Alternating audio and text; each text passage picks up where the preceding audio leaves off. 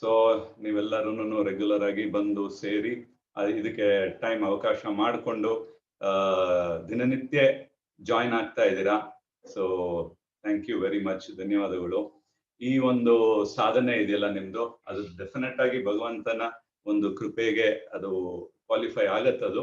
So ಅವನ ಕೃಪೆ ನಿಮ್ಮೆಲ್ಲರಲ್ಲೂ ಇರ್ಲಿ ಅಂತ ಭಗವಂತನ ಹತ್ರ ಪ್ರಾರ್ಥಿಸ್ತಾ ಇದ್ದೀನಿ. ಮತ್ತೆ 8ನೇ ಅಧ್ಯಾಯದ ಏನ್ ನೋಡಿದ್ವಿ ಅನ್ನೋದು ಒಂದು ಜಿಸ್ಟ್ 1-2 ನಿಮಿಷ ಅದನ್ನ ನೋಡೋಣ. ಅದಾದ್ಮೇಲೆ 9ನೇ ಅಧ್ಯಾಯಕ್ಕೆ ಹೋಗೋದಕ್ಕೆ ನಮ್ಗೆ ಸರಿಗಿರುತ್ತೆ. ಸೊ ನೆನ್ನೆ ನೋಡ್ದಂಗೆ ಭಗವತ್ ಪ್ರಾಪ್ತಿ ಅನ್ನೋ ಒಂದು ಅಧ್ಯಾಯ ಅದು. ಆ ಅಧ್ಯಾಯದಲ್ಲಿ ಹೆಂಗೆ ಭಗವಂತನ ಪ್ರಾಪ್ತಿ ಅಂದ್ರೆ ಅವನ್ನ ಹೆಂಗೆ ಅಡೆಯೋದು ಅಂತ ಹೇಳಿ ನಾವು ನೋಡಿದ್ವಿ. ಸೊ ಅದಕ್ಕೆ ಮುಂಚೆ ಈ ಜ್ಞಾನ ಇದು ನಮಗೆ ಬಂದಿರೋದು ಹೆಂಗೆ ಅಂದ್ರೆ ಗುರುವಿಂದ. ಸೊ ಗುರು ಬೇಕೇ ಬೇಕು ಜ್ಞಾನ ಪಡೆಯೋದಕ್ಕೆ. ತದ್ವಿಜ್ಞಾತಂ ಸ ಗುರುಮೇವ ಅಭಿಗಚ್ಚೇತ್ ಅಂತ ಹೇಳ್ತಾರೆ.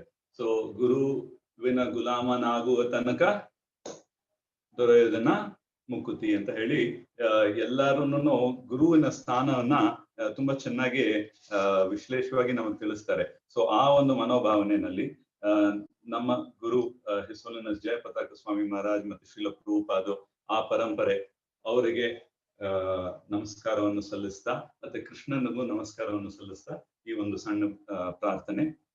ಓಂ ಅಜ್ಞಾನ ತಿಮಿರಾಂಧಸ್ಯ ಜ್ಞಾನಾಂಜನ ಶಲಾಕಯ ಚಕ್ಷುರುನ್ಮಿಲಿತಂ ಯೇನ ತಸ್ಮೈ ಶ್ರೀ ಗುರುವೇ ನಮಃ. ಶ್ರೀ ಚೈತನ್ಯ ಮನೋಭೀಷ್ಟಂ ಸ್ಥಾಪಿತಾಂ ಯೇನ ಭೂತಲೆ ಸ್ವಯಂ ರೂಪಕದಾ ಮಹ್ಯಂ ದದಾಂತಿ ಸ್ವಪದಾಂತಿಕಂ.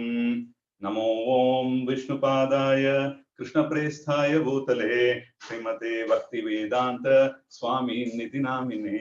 ನಮಸ್ತೆ ಸಾರಸ್ವತೆ ದೇವೆ ಗೌರವಾಣಿ ಪ್ರಚಾರಿಣೆ ನಿರ್ವಿಶೇಷ ಶೂನ್ಯವಾದಿ ಪಾಶ್ಚಾತ್ಯ ದೇಶ ತಾರಿಣೆ. जय श्री कृष्ण चैतन्य प्रभु नित्यानंद श्री अद्वैत गदाधार श्रीवासादि गौर भक्त वृंदा. हरे कृष्ण कृष्ण कृष्ण हरे हरे, हरे राम राम राम हरे हरे. ಸೊ ಹಿಂಗೆ ನಿನ್ನೆ ನಾವೇನ್ ನೋಡಿದ್ವಿ, ಯಾವ ತರ ಗುರುವಿನ ಸೇವೆ ಮಾಡೋದು ಅಂತ. ಅದರಲ್ಲಿ ಒಂದು ಶ್ಲೋಕನೂ ನೋಡಿದ್ವಿ. ಹೆಂಗೆ ಗುರುವಿನ ಸೇವೆ ಯಾವ ತರ ಆಗತ್ತೆ ಅಂದ್ರೆ ಪರಿಪ್ರಶ್ನೇನ ಸೇವೆಯ, ಪ್ರಶ್ನೆ ಹಾಕಬೇಕು, ಅದೇನೆ ಒಂದು ರೀತಿ ಅಥವಾ ಒಂದು ಮೆಥಡ್ ಅಂತ ನೋಡಿದ್ವಿ. ಪ್ರಶ್ನೆ ಹಾಕೋ ರೀತಿ ಹೆಂಗಿರತ್ತೆ ಅಂತ. ಸೊ ಆ ಒಂದು ಭಾವನೆಯಲ್ಲಿ ಅರ್ಜುನ ಬಂದು ಒಂದು ಪ್ರಶ್ನೆ ಹಾಕಿದ. ಸೊ ಅವನು ಹಾಕಿದ ಪ್ರಶ್ನೆಗೆ ಇಡೀ ಭಗವತ್ ಪ್ರಾಪ್ತಿಯ ಅಧ್ಯಾಯ ಕೃಷ್ಣ ನಮ್ಗೆಲ್ಲರಿಗೂ ತಿಳಿಸ್ಕೊಡ್ತಾನೆ. ಅದರಲ್ಲಿ ಮುಖ್ಯವಾಗಿ ಏನ್ ಹೇಳ್ತಾನೆ ಅಂದ್ರೆ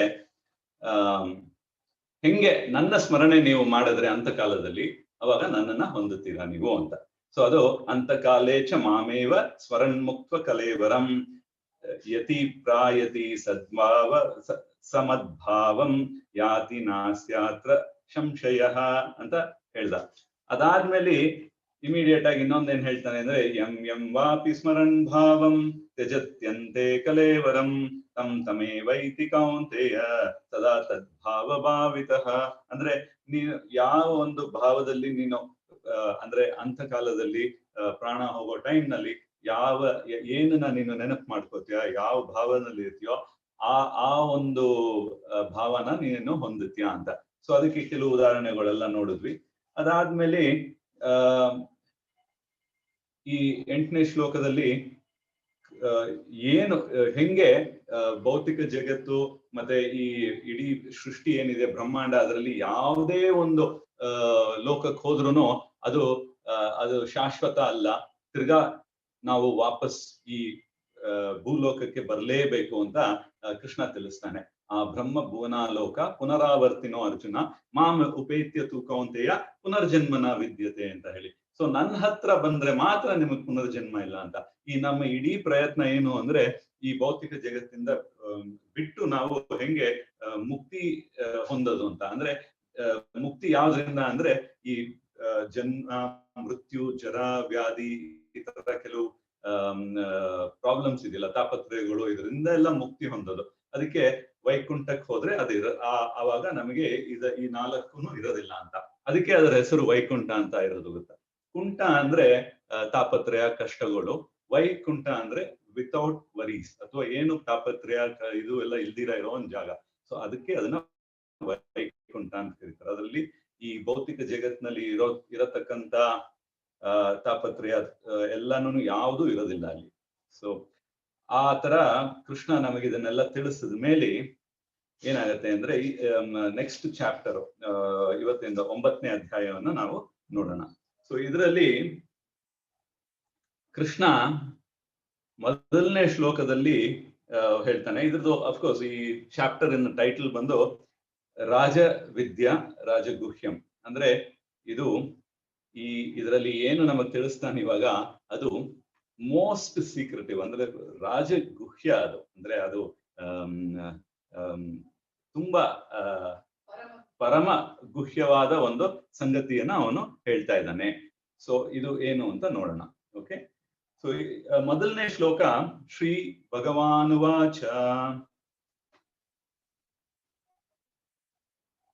ಇದಂ ತು ತೇ ಗುಹ್ಯತಮಂ ಪ್ರವಕ್ಷ್ಯಾಮಿ ಅನಸೂಯವೇ ಜ್ಞಾನಂ ವಿಜ್ಞಾನಂ ಸಹಿತಂ ಯಜ್ಞಾತ್ವಾ ಮೋಕ್ಷ್ಯಸೆ ಅಶುಭತ್ ಅಂತ ಕೃಷ್ಣ ಹೇಳ್ತಿದ್ದಾನೆ. ಇದ್ರದ ಅರ್ಥ ಏನು ಅಂದ್ರೆ ಕೃಷ್ಣ ಏನ್ ಹೇಳ್ತಿದ್ದಾನೆ ಅಂದ್ರೆ, ನೋಡಪ್ಪ ಅರ್ಜುನ, ನೀನು ನನ್ನ ಮೇಲೆ ಒಂಚೂರುನು ಅಸೂಯೆ ಇಲ್ಲ ನಿನಗೆ. ಸೊ ಅದರಿಂದ ನಾನು ನಿನಗೆ ಈ ಒಂದು ಗುಹ್ಯವಾದ ಒಂದು ಸಂಗತಿ ಇವಾಗ ಹೇಳ್ತೀನಿ. ಇದು ಯಾವ ತರ ಅಂದ್ರೆ ಇದು ಜ್ಞಾನನೂ ಹೌದು ಮತ್ತೆ ಸಾಕ್ಷಾತ್ಕಾರನೂ ಹೌದು, ಎರಡೂ ಆಗತ್ತೆ ಇದರಲ್ಲಿ. ಮತ್ತೆ ಇದು ನೀನು ತಿಳಿದಾಗ ನಿನಗೆ ಯಾವ ತರ ತಾಪತ್ರಯ ಈ ಭೌತಿಕ ಜಗತ್ನಲ್ಲಿರೋ ಯಾವ ತಾಪತ್ರಯ ಎಲ್ಲಾನು ನಿನಗೆ ನಿವಾರಣೆ ಆಗತ್ತೆ ಅಂತ ಶುರು ಮಾಡ್ತಾ ಇದ್ದಾನೆ. ಸೊ ಇದರಲ್ಲಿ ನಾವು ಗಮನಿಸ್ಬೇಕಾಗಿರೋ ಇದು ಏನು ಅಂದ್ರೆ ಅಸೂಯೆ ಅಂತ.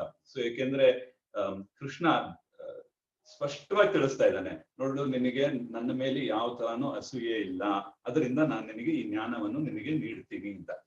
ಸೊ ಈ ಅಸೂಯೆ ಇಲ್ಲ ಅಂತ ಅಂದಿದ್ದು, ಅಸೂಯೆ ಅಂದ್ರೆ ಏನು ನಮ್ಗೆಲ್ಲರಿಗೂ ತಿಳಿದಂಗೆ ಇದು ಒಂದು ಎನ್ವಿ ಅಂತ ಹೇಳ್ತಾರೆ ಇಂಗ್ಲಿಷ್ ನಲ್ಲಿ, ಜೆಲಸಿ ಅಂತ.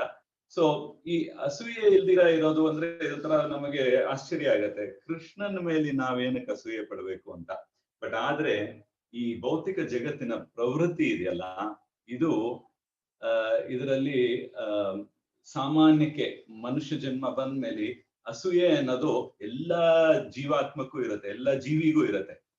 ಸೊ ಈ ಅಸೂಯೆ ಬಂದು ಯಾವ ತರ ಅಂದ್ರೆ, ಇವಾಗ ನಮಗೆ ಯಾರಾದ್ರೂ ಒಬ್ರು ನನ್ನ ಆಸೆಗಳೆಲ್ಲ ಇರುತ್ತಲ್ಲ, ಆ ಆಸೆಗಳಿಗೆ ಯಾರು ಅಡ್ಡ ಬಂದ್ರೆ ಅಥವಾ ನಾನು ಯಾರು ಬೇರೆಯವರ ಆಸೆಗಳಿಗೆ ನಾನು ಏನಾದ್ರೂ ಅಡ್ಡ ಆದ್ರೆ ಅವಾಗ ಅವ್ರಿಗೆ ಅವರು ನಮಗೆ ತುಂಬಾ ಕಷ್ಟ ಕೊಡೋದಕ್ಕೆ ಶುರು ಮಾಡ್ತಾರೆ.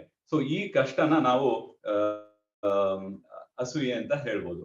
ಸೊ ಇವಾಗ ಅದು ಯಾರೇ ಆಗಿರ್ಬೋದು, ಇವಾಗ ನಮ್ಮ ಸ್ನೇಹಿತರಾಗಿರ್ಬೋದು, ನಮಗೆ ತಿಳಿದವರಾಗಿರ್ಬೋದು, ಪರಿಚಯದವರು, ನಮ್ಮ ನೈಬರ್ಸ್ ಇರ್ಬೋದು, ಅಕ್ಕಪಕ್ಕ ಮನೆಯವರು, ಅಥವಾ ನಮ್ಮ ಕೆಲಸ ಮಾಡೋ ಸ್ಥಳದಲ್ಲಿ ಕೊಲೀಗ್ಸ್ ಅಂತೀವಲ್ಲ ಅವ್ರು ಇರ್ಬೋದು, ಅಥವಾ ಫ್ಯಾಮಿಲಿ ಮೆಂಬರ್ಸ್ ಇರ್ಬೋದು, ಅಣ್ಣ ತಮ್ಮ ಅಕ್ಕ ತಂಗಿ ತಂದೆ ಯಾರು ಬೇಕಾದ್ರೂ ಆಗಿರ್ಬೋದು. ಸೊ ಒಟ್ಟಾರೆ ಈ ಅಸೂಯೆ ಅನ್ನೋದು ಎಲ್ಲರಲ್ಲೂ ಇದೆ, ಅದು ಕಾಣಿಸ್ಕೊಳತ್ತೆ. ಇದು ಪ್ರವೃತ್ತಿ, ಇದು ಜೀವಿಯ ಒಂದು ಪ್ರವೃತ್ತಿ ಈ ತರ ನಮ್ದಿದೆ ಇಲ್ಲಿ ಈ ಭೌತಿಕ ಜಗತ್ನಲ್ಲಿ. ಸೊ ಇವಾಗ ಬೇರೆ ಒಬ್ರು ತುಂಬಾ ಸಕ್ಸಸ್ಫುಲ್ ಆಗೋದ್ರು, ಚೆನ್ನಾಗಿ ಇದಾಯ್ತು ಅವ್ರಿಗೆ, ಆತರ ಏನಾದ್ರು ಆಯ್ತು ಅಂದ್ರೆ, ಅಥವಾ ಅವ್ರಿಗೆ ಒಳ್ಳೆ ವೈಭವ ಹೊಂದಿದ್ರು ಅವರು, ಅಥವಾ ಒಂದು ತುಂಬಾ ದುಡ್ಡು ಬಂತು, ಅಥವಾ ಒಂದು ಆಸ್ತಿ ಅದು ಬಂತು, ಅಥವಾ ಅವರು ತುಂಬಾ ಶ್ರೇಯಸ್ಸು, ತುಂಬಾ ಬ್ಯೂಟಿ, ಅಥವಾ ಒಳ್ಳೆ ಶಕ್ತಿವಂತರಾಗಿದ್ರು, ಅಥವಾ ತುಂಬಾ ಪಾಪ್ಯುಲರ್ ಅಂದ್ರೆ ಪ್ರಸಿದ್ಧ ಆಗೋದ್ರು ಅವರು, ಏನೋ ಸಡನ್ ಆಗಿ ಏನೋ ಇವಾಗೆಲ್ಲ ಸೋಷಿಯಲ್ ಮೀಡಿಯಾನಲ್ಲಿ ಸಡನ್ ಆಗಿ ಹೋಗ್ತಾರಲ್ಲ, ಪಾಪ್ಯುಲರ್ ಆಗಿ ಹೋಗ್ತಾರಲ್ಲ, ಆ ತರ ಏನೋ ಆಯ್ತು. ಅಂತ ಟೈಮ್ ನಲ್ಲಿ ಅದನ್ನು ನೋಡಿದವ್ರಿಗೆ ಕೆಲವರಿಗೆ ಸಾಮಾನ್ಯಕ್ಕೆ ಸ್ವಲ್ಪ ಸಹಿಸ್ಕೊಳ್ಳೋದು ಕಷ್ಟ ಆಗತ್ತೆ. ಅವಾಗ ಈ ಅಸೂಯೆ ಬಂದು ಹುಟ್ಟತ್ತೆ. ಸೊ ಈ ಅಸೂಯೆ ಇದು ನಮಗೆ ಇದೆಯಾ ಇಲ್ವಾ ಅಂತ ಹೆಂಗೆ ನಮ್ಗೆ ಗೊತ್ತಾಗೋದು ಅಂದ್ರೆ ಅದಕ್ಕೆ ಒಂದು ಸಣ್ಣ ಟೆಸ್ಟ್ ನಾವು ಮಾಡ್ಕೋಬಹುದು. ಹೆಂಗೆ ಅಂದ್ರೆ ನಾವು ನಮ್ಮನ್ನೇ ಪ್ರಶ್ನೆ ಹಾಕೋಬೇಕು ನಮಗೇನೆ. ಹೆಂಗೆ ಅಂದ್ರೆ ನನಗೆ ಅಸೂಯೆ ಅನ್ನೋದು ಇದೆಯಾ ಅಂತ. ಆಮ್ ಐ ಜೆಲಸ್ ಅಥವಾ am I envious of anybody ಅಂದ್ರೆ ನನ್ನ ಫ್ರೆಂಡ್ಸ್ ಆಗಿರ್ಬೋದು, ಫ್ಯಾಮಿಲಿ ಮೆಂಬರ್ಸ್ ಆಗಿರ್ಬೋದು, ಅಥವಾ ಬಿಟ್ವೀನ್ ಹಸ್ಬೆಂಡ್ ಅಂಡ್ ವೈಫ್, ಗಂಡ ಹೆಂಡತಿ ಮಧ್ಯೆನೂ ಇರ್ಬೋದು. ಸೊ ಈ ತರ ಈ ಪರಿಸ್ಥಿತಿಗಳಲ್ಲಿ ನನಗೆ ಅಸೂಯೆ ಇದೆ ಅಂತ ಪ್ರಶ್ನೆ ಹಾಕ್ಬೇಕಂತೆ. ಸೊ ಈ ಪ್ರಶ್ನೆಗೆ ನೀವು ಉತ್ತರ ಕೊಡಿ ಅಂತ ನಾನು ಹೇಳಲ್ಲ, ಬಟ್ ಅದು ನಮಗೆ ಉತ್ತರ ಸಿಗುತ್ತೆ. ಇವಾಗ ಎಸ್ ಹೌದು ನನಗಿದೆ ಅಂದ್ರೆ ಅವಾಗ ನಾವು ಇನ್ನೂ ಈ ಭೌತಿಕ ಜಗತ್ತಿನ ಒಂದು ಪ್ರವೃತ್ತಿನೇ ಹೊಂದಿದ್ದೀವಿ ಅಂತ ಅರ್ಥ ಆಗತ್ತೆ. ಇವಾಗ ಯಾರು ಇಲ್ಲ ಅಂತ ಹೇಳ್ತಾರೋ ನನಗೆ ಅಸೂಯೆ ಇಲ್ಲ ಅಂದಾಗ ಅವಾಗ ಅವ್ರಿಗೆ ಆಧ್ಯಾತ್ಮಿಕದ ಜಗತ್ತದ ಒಂದು ಪ್ರವೃತ್ತಿ ಇದೆ ಅಂತ ನಮ್ಗೆ ತಿಳಿಯತ್ತೆ. ಸೊ ಈ ತರ ನಾವು ಈ ಅಸೂಯೆ ಏನಕ್ಕೆ ಬರುತ್ತೆ ಅಂದ್ರೆ ಮೂಲದಲ್ಲಿ ಈ ಇವಾಗ ನಾವೆಲ್ಲ ಹೇಳಿದ್ವಲ್ಲ, ಈ ವೈಭವಗಳು ಬೇಕಾದಷ್ಟು ಬರುತ್ತೆ ಅಂತ. ಈ ವೈಭವಗಳೆಲ್ಲ ಎಲ್ಲಿಂದ ಬರೋದು? ಇದು ಕೃಷ್ಣನಿಂದ ಬರೋದು. ಸೊ ಮೂಲವಾಗಿ ನಮಗೆ ಕೃಷ್ಣನ ಮೇಲೆ ಒಂದು ಅಸೂಯೆ ಇರೋದ್ರಿಂದ ನಾವು ಈ ಭೌತಿಕ ಜಗತ್ತಿಗೆ ಬಂದಿದೀವಿ ಅಂತ ಈ ಆಚಾರ್ಯರು ಹೇಳ್ತಾರೆ. ಸೊ ಆ ಮೂಲದ ಒಂದು ಭಾವನೆ ಇದೆಯಲ್ಲ, ಅದು ಬೇರೆ ತರ, ಇದು ಬೇರೆ ಜೀವಿಗಳ ಮೇಲೆ ಇದು ಕಾಣಿಸ್ಕೊಳುತ್ತೆ. ಸೊ ಇದು ನಮ್ಮಲ್ಲೇ ಇರತ್ತೆ. ಇದು ಆ ಗುಣ ಬಂದಿರೋದು ಅದು ಹಂಗೆ ಇರತ್ತೆ. ಅದು ಬೇರೆ ಬೇರೆ ತರ ಕಾಣಿಸ್ಕೊಳುತ್ತೆ ಒಂದೊಂದ್ಸಲಿನೂ ಒಂದೊಂದ್ ಜನ್ಮ ತಾಳ್ದಾಗ್ಲೂ. ಅವಾಗ ಈ ಅಸೂಯೆ ಅನ್ನೋದನ್ನ ಫಸ್ಟ್ ತೆಗಿಬೇಕು. ಅದು ತೆಗೆದ್ರೇನೆ ನಾವು ಮುಂದೆ ಆಧ್ಯಾತ್ಮಿಕದ ಕಡೆ ನಾವು ಹೋಗೋದಕ್ಕೆ ಸಾಧ್ಯ. ಇಲ್ಲದೆ ಇದ್ರೆ ತಿರ್ಗಾ ಪುನರವಿ ಜನನಂ ಪುನರವಿ ಮರಣಂ. ಸೊ ಈ ಸೈಕಲ್ ನಲ್ಲೇನೆ ನಾವು ಸುತ್ತಾ ಇರ್ತೀವಿ. ಸೊ ಈ ಅಸೂಯೆ ಅನ್ನೋದು ಎಲ್ಲಿ ತನಕ ಹೋಗುತ್ತೆ ಅಂದ್ರೆ ಕೆಲವರು ನಾನೇ ದೇವರು ಅಂತ ಆ ತರ ಒಂದು ನಿರ್ಧಾರ ಅಥವಾ ಆ ತರ ಒಂದು ಭಾವನೆಯಲ್ಲಿ ಅವ್ರು ಇರ್ತಾರೆ. ಮತ್ತೆ ಕೃಷ್ಣನೇ ಏನು ಭಗವಂತನ, ಇದೊಂಥರ ಅಸೂಯೆ. ಅವನೇ ದೊಡ್ಡವನ, ಅವನೇ ದೇರ, ಏನಕ್ಕೆ ಕೃಷ್ಣ ಮಾತ್ರ ಎಲ್ಲಾನು ಭೋಗಿಸ್ಬೇಕು, ನಾನು ಭೋಗಿಸ್ಬೋದಲ್ಲ, ಈ ತರ ಎಲ್ಲ ಭಾವನೆಗಳು ಬರುತ್ತಲ್ಲ, ಇದೆಲ್ಲ ಅಸೂಯೆಯ ಒಂದು ಸಂಕೇತ ಅಂತ ಆಚಾರ್ಯರು ತಿಳಿಸ್ತಾ ಇದ್ದಾರೆ ಇಲ್ಲಿ. ಸೊ ಈ ಅಸೂಯೆ ಹೆಂಗಪ್ಪ ಹೋಗ್ಸೋದು ಅನ್ನೋದನ್ನ ನೆಕ್ಸ್ಟ್ ನೋಡೋಣ. ಬಟ್ ಅದಕ್ಕೆ ಮುಂಚೆ ಈ ಸರಿಯಾದ ಒಂದು ತಿಳಿವಳಿಕೆ ಏನು ಅನ್ನೋದನ್ನ ಕೃಷ್ಣ ಇವಾಗ ಹೇಳ್ತಾನೆ. ಹೆಂಗೆ ಅಂದ್ರೆ ನಾವು ಯಾವ ತರ ಭಾವಿಸ್ತೀವಿ ಅಂದ್ರೆ, ಇವಾಗ ನನಗೆ ಎಲ್ಲ ಬೇಕು, ನಾನೇನೆ ಭೋಗ ಮಾಡೋ ಒಂದು ಆಸೆ ಅದೆಲ್ಲ ಇರುತ್ತಲ್ಲ, ಆ ತರ ಇತ್ತು ಅಂದ್ರೆ ಅದು ಸರಿಯಾದ ನೆಲೆ ಅಲ್ಲ ನಮ್ದು. ಯಾವುದು ಸರಿಯಾದ ನೆಲೆ ಅಂದ್ರೆ ಈ ಅರ್ಥನೇ ಸರಿಯಾದ ನೆಲೆ ಯಾವುದು ಅಂದ್ರೆ ಕೃಷ್ಣ ಒಬ್ನೇನೆ ಸುಪ್ರೀಂ ಎಂಜಾಯರ್. ಅಂದ್ರೆ ಅವನು ಭೋಕ್ತ, ಅವನು ಎಲ್ಲದಕ್ಕೂ ಅವನೇ ಒಡೆಯ, ಮತ್ತೆ ಅವನು ಸುಪ್ರೀಂ ಎಂಜಾಯರ್ ಅಂತ ಕರೀತಾರೆ. ಅಂದ್ರೆ ರಾಮ ಅಂದ್ರೆ ಅದೇ ಅರ್ಥ ಬರುತ್ತೆ, ರಮಿಸೋನು ಅಂದ್ರೆ ಈ ಇಸ್ ದ ಎಂಜಾಯರ್. ಸೊ ಈ ಒಂದು ಗುಟ್ಟನ್ನ ನಾವು ತಿಳ್ಕೊಂಡಾಗ ಅವಾಗ ನಮ್ಮ ಪೊಸಿಷನ್ ಏನು ಅನ್ನೋದು ನಮಗೆ ಅರ್ಥ ಆಗುತ್ತೆ. ನಮ್ಮ ಪೊಸಿಷನ್ ಅಂದ್ರೆ ನಮ್ಮ ನೆಲೆ ಏನೋ, ನಾವು ಜೀವಾತ್ಮಗಳು. ನಾವು ನೋಡಿದ್ವಿ ನಾವೆಲ್ಲರೂ ಆತ್ಮಗಳು, ಭಗವಂತ ಬಂದು ಪರಮಾತ್ಮ, ನಾವೆಲ್ಲ ಜೀವಾತ್ಮ. ಈ ಜೀವಾತ್ಮದ ಕೆಲಸ ಏನಪ್ಪಾ ಅಂದ್ರೆ ಈ ಪರಮಾತ್ಮನಿಗೆ ಸಂತೋಷ ಪಡಿಸೋದೇನೆ ಅವನ ಮುಖ್ಯವಾದ ಒಂದು ಕೆಲಸ ಅಥವಾ ಒಂದು ಕರ್ತವ್ಯ ಆಗತ್ತೆ. ಸೊ ಇದಕ್ಕೆ ಈ ತರ ನಾವು ಅದನ್ನ ಭಾವಿಸಿದಾಗ ಮತ್ತೆ ಆ ಭಾವನೆಯಲ್ಲಿ ನಾವು ಚಟುವಟಿಕೆಗಳು ಮಾಡಿದ್ರೆ ಅದು ಭಕ್ತಿ ಆಗತ್ತೆ. ಸೊ ಭಕ್ತಿ ಅಂದ್ರೆ ಏನು ಅಂದ್ರೆ ಸ್ವಾರ್ಥವನ್ನು ಬಿಟ್ಟು ನಾವು ಕೃಷ್ಣನ ತೃಪ್ತಿ ಪಡಿಸೋದು ಅಥವಾ ಅವನ್ನ ಸಂತೋಷ ಪಡಿಸೋದು ಮಾತ್ರ ಆಗತ್ತೆ. ಸೊ ಅವಾಗ ಇದು ನಮ್ಮ ಸ್ವರೂಪ ಅಂತಾನು ಕರೀತಾರೆ. ನಾವು ನಿನ್ನೆ ನೋಡಿದ್ವಿ ಅಧ್ಯಾತ್ಮ ಅಂದ್ರೆ ಏನು ಅಂದ್ರೆ ಈ ಬ್ರಹ್ಮನ್ ಅಥವಾ ಆತ್ಮದ ಸ್ವಭಾವ ಬಂದು ಅಧ್ಯಾತ್ಮ ಅಂತ. ಆತ್ಮದ ಸ್ವಭಾವ ಏನು ಅಂತ ನಾನು ಆಮೇಲೆ ಹೇಳಿದ್ದೆ. ಸೊ ಆತ್ಮದ ಸ್ವಭಾವ ಅಂದ್ರೆ ಭಗವಂತನ ಸೇವೆಯಲ್ಲಿ ತೊಡಗಿರೋದೇನೆ ಆತ್ಮದ ಸ್ವಭಾವ. ಅದನ್ನ ನಾವು ಸ್ವರೂಪ ಅಂತ ಕರಿತೀವಿ. ಅಂದ್ರೆ ನಮ್ಮ ಸ್ವರೂಪ ಏನು ಅಂತ ಇವಾಗ ನಮಗದು ಗೊತ್ತಾಗಲ್ಲ. ಯಾಕೆಂದ್ರೆ ನಾವು ಈ ದೇಹದಲ್ಲಿ ಇರೋದ್ರಿಂದ, ಈ ಭೌತಿಕ ಜಗತ್ತಿನ ಕಲ್ಮಶಗಳು ಅಂಟಿರೋದ್ರಿಂದ ನಮಗೆ ಇದ್ರದ್ದು ಅರಿವು ಅಥವಾ ಇದ್ರದ್ದು ಜ್ಞಾನ ಅಂತೂ ಇಲ್ಲ. ಅಂದ್ರೆ ಇವಾಗ ಗೊತ್ತಾಗ್ತಾ ಇದೆ, ಬಟ್ ಅರಿವಂತೂ ಇನ್ನು ಹೋಗ್ತಾ ಗೊತ್ತಾಗುತ್ತೆ. ಸೊ ಯಾವಾಗ್ಲೂ ನೋಡಿ 2 ಸ್ಟೇಜ್ ಇದೆ. ಒಂದು ಜ್ಞಾನ ಅಂದ್ರೆ ತಿಳ್ಕೊಳ್ಳೋದು ಅದ್ರ ಬಗ್ಗೆ, ಆಮೇಲೆ ಅದರದ್ದು ರಿಯಲೈಸೇಷನ್ ಅಂತಾರಲ್ಲ, ಅಂದ್ರೆ ಅದರದ್ದು ಸಾಕ್ಷಾತ್ಕಾರ ಆಗುತ್ತೆ. ಸೊ ಅದು ನೆಕ್ಸ್ಟ್ ಸ್ಟೇಜ್ ಅದು. ಸೊ ಇವಾಗ ಅಟ್ಲೀಸ್ಟ್ ಸದ್ಯಕ್ಕೆ ನಾವು ಜ್ಞಾನದ ಒಂದು ನೆಲೆಗೆ ಬರೋಣ. ಸೊ ಈ ತರ ಇದೆ, ಈ ತರ ನಮ್ಮ ಪೊಸಿಷನ್ ಅಂತ ತಿಳ್ಕೊಂಡ್ರೆ ಅದಾದ್ಮೇಲೆ ಭಗವಂತನ ಕೃಪೆಯಿಂದ ನಮಗೆ ಅದ್ರ ಸಾಕ್ಷಾತ್ಕಾರನೂ ಆಗತ್ತೆ. ಅದನ್ನ ಖಂಡಿತ ಮಾಡ್ತಾನೆ ಅವನು. ಆ ಒಂದು ಶ್ರದ್ಧೆಯಿಂದ ಮುಂದುವರ್ಸ್ತಾನೆ. ಸೊ ಇವಾಗ ಈ ಈ ಅಸೂಯೆನ ಹೆಂಗೆ ನಾವು ಓವರ್ಕಮ್ ಮಾಡೋದು ಅಂದ್ರೆ, ಅದನ್ನ ಹೆಂಗೆ ಅದರಿಂದ ಈಚೆ ಬರೋದು ಅಂದ್ರೆ, ನಮ್ಮ ಪ್ರಜ್ಞೆಯನ್ನ ನಾವು ಬದಲಾಯಿಸ್ಕೋಬೇಕು. ಸೊ ಇವಾಗ ನೋಡಿ, ಈ ವೈಭವಗಳೆಲ್ಲ ಇದೆಯಲ್ಲ, ಅದೆಲ್ಲ ಎಲ್ಲಿಂದ ಬರ್ತಾ ಇದೆ? ಕೃಷ್ಣನಿಂದ ಬರ್ತಾ ಇರೋದು. ಈ ವೈಭವಗಳು ಒಬ್ಬೊಬ್ಬ ಯಾವುದೇ ಒಂದು ವ್ಯಕ್ತಿ ತಗೊಳ್ಳಿ, ಆತ ತುಂಬಾ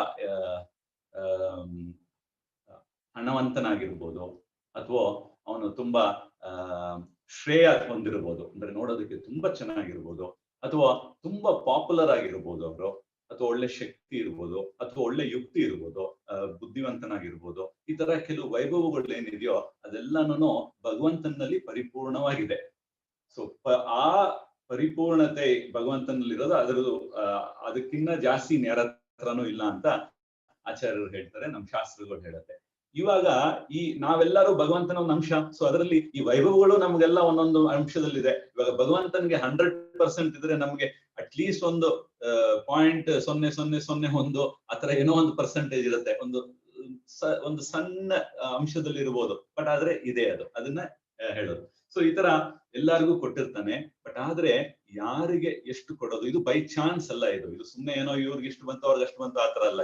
ಇದು ಅವರವರು ಮಾಡಿರೋ ಕರ್ಮದ ಪ್ರಕಾರ ಅವರಿಗೆ ಆ ವೈಭವಗಳನ್ನ ಅಷ್ಟಷ್ಟು ಬಂದಿರುತ್ತೆ ಅದು. ಸೊ ಆ ತರನೇ ಕೆಲವ್ರಿಗೆ ಇವಾಗ ಒಳ್ಳೆ ಕರ್ಮಗಳು ಮಾಡಿದ್ರೆ, ಸತ್ಕರ್ಮಗಳು ಮಾಡಿದ್ರೆ ಅವ್ರಿಗೆ ಕೆಲವು ವೈಭವಗಳು ಬರುತ್ತೆ ಅದರಲ್ಲಿ, ಆ ತರ. ಸೊ ಅದಕ್ಕೆ ಈ ಅನ್ನೀವನ್ ಆಗಿ ಡಿಸ್ಟ್ರಿಬ್ಯೂಟ್ ಆಗಿರೋದು, ಸರಿ ಸಮವಾಗಿ ಎಲ್ಲರಿಗೂ ಡಿಸ್ಟ್ರಿಬ್ಯೂಟ್ ಆಗಿರಲ್ಲ. ಕೆಲವರು ನೋಡೋದಕ್ಕೆ ತುಂಬಾ ಚೆನ್ನಾಗಿರ್ಬೋದು, ಕೆಲವರು ಬುದ್ಧಿವಂತರಾಗಿರ್ಬೋದು, ಕೆಲವರು ತುಂಬಾ ಫೇಮಸ್ ಆಗಿರ್ಬೋದು.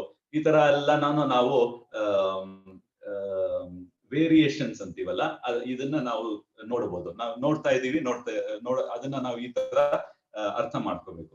ಸೊ ಭಗವಂತನಿಂದ ಆಗಿರೋದ್ರಿಂದ, ಸೊ ಇವಾಗ ಏನಕ್ಕದ ಅವನಿಗೆ ಬಂತು? ಬೈ ಚಾನ್ಸ್ ಬರ್ಲಿಲ್ಲ. ಅವನು ಏನೋ ಮಾಡದ, ಅದಕ್ಕೋಸ್ಕರ ಅವನಿಗದು ಬಂತು. ಅಂದ್ರೆ ಅವನ ಅದಕ್ಕೆ ಅರ್ಹತೆ ಪಡೆದ ಅದಕ್ಕೆ.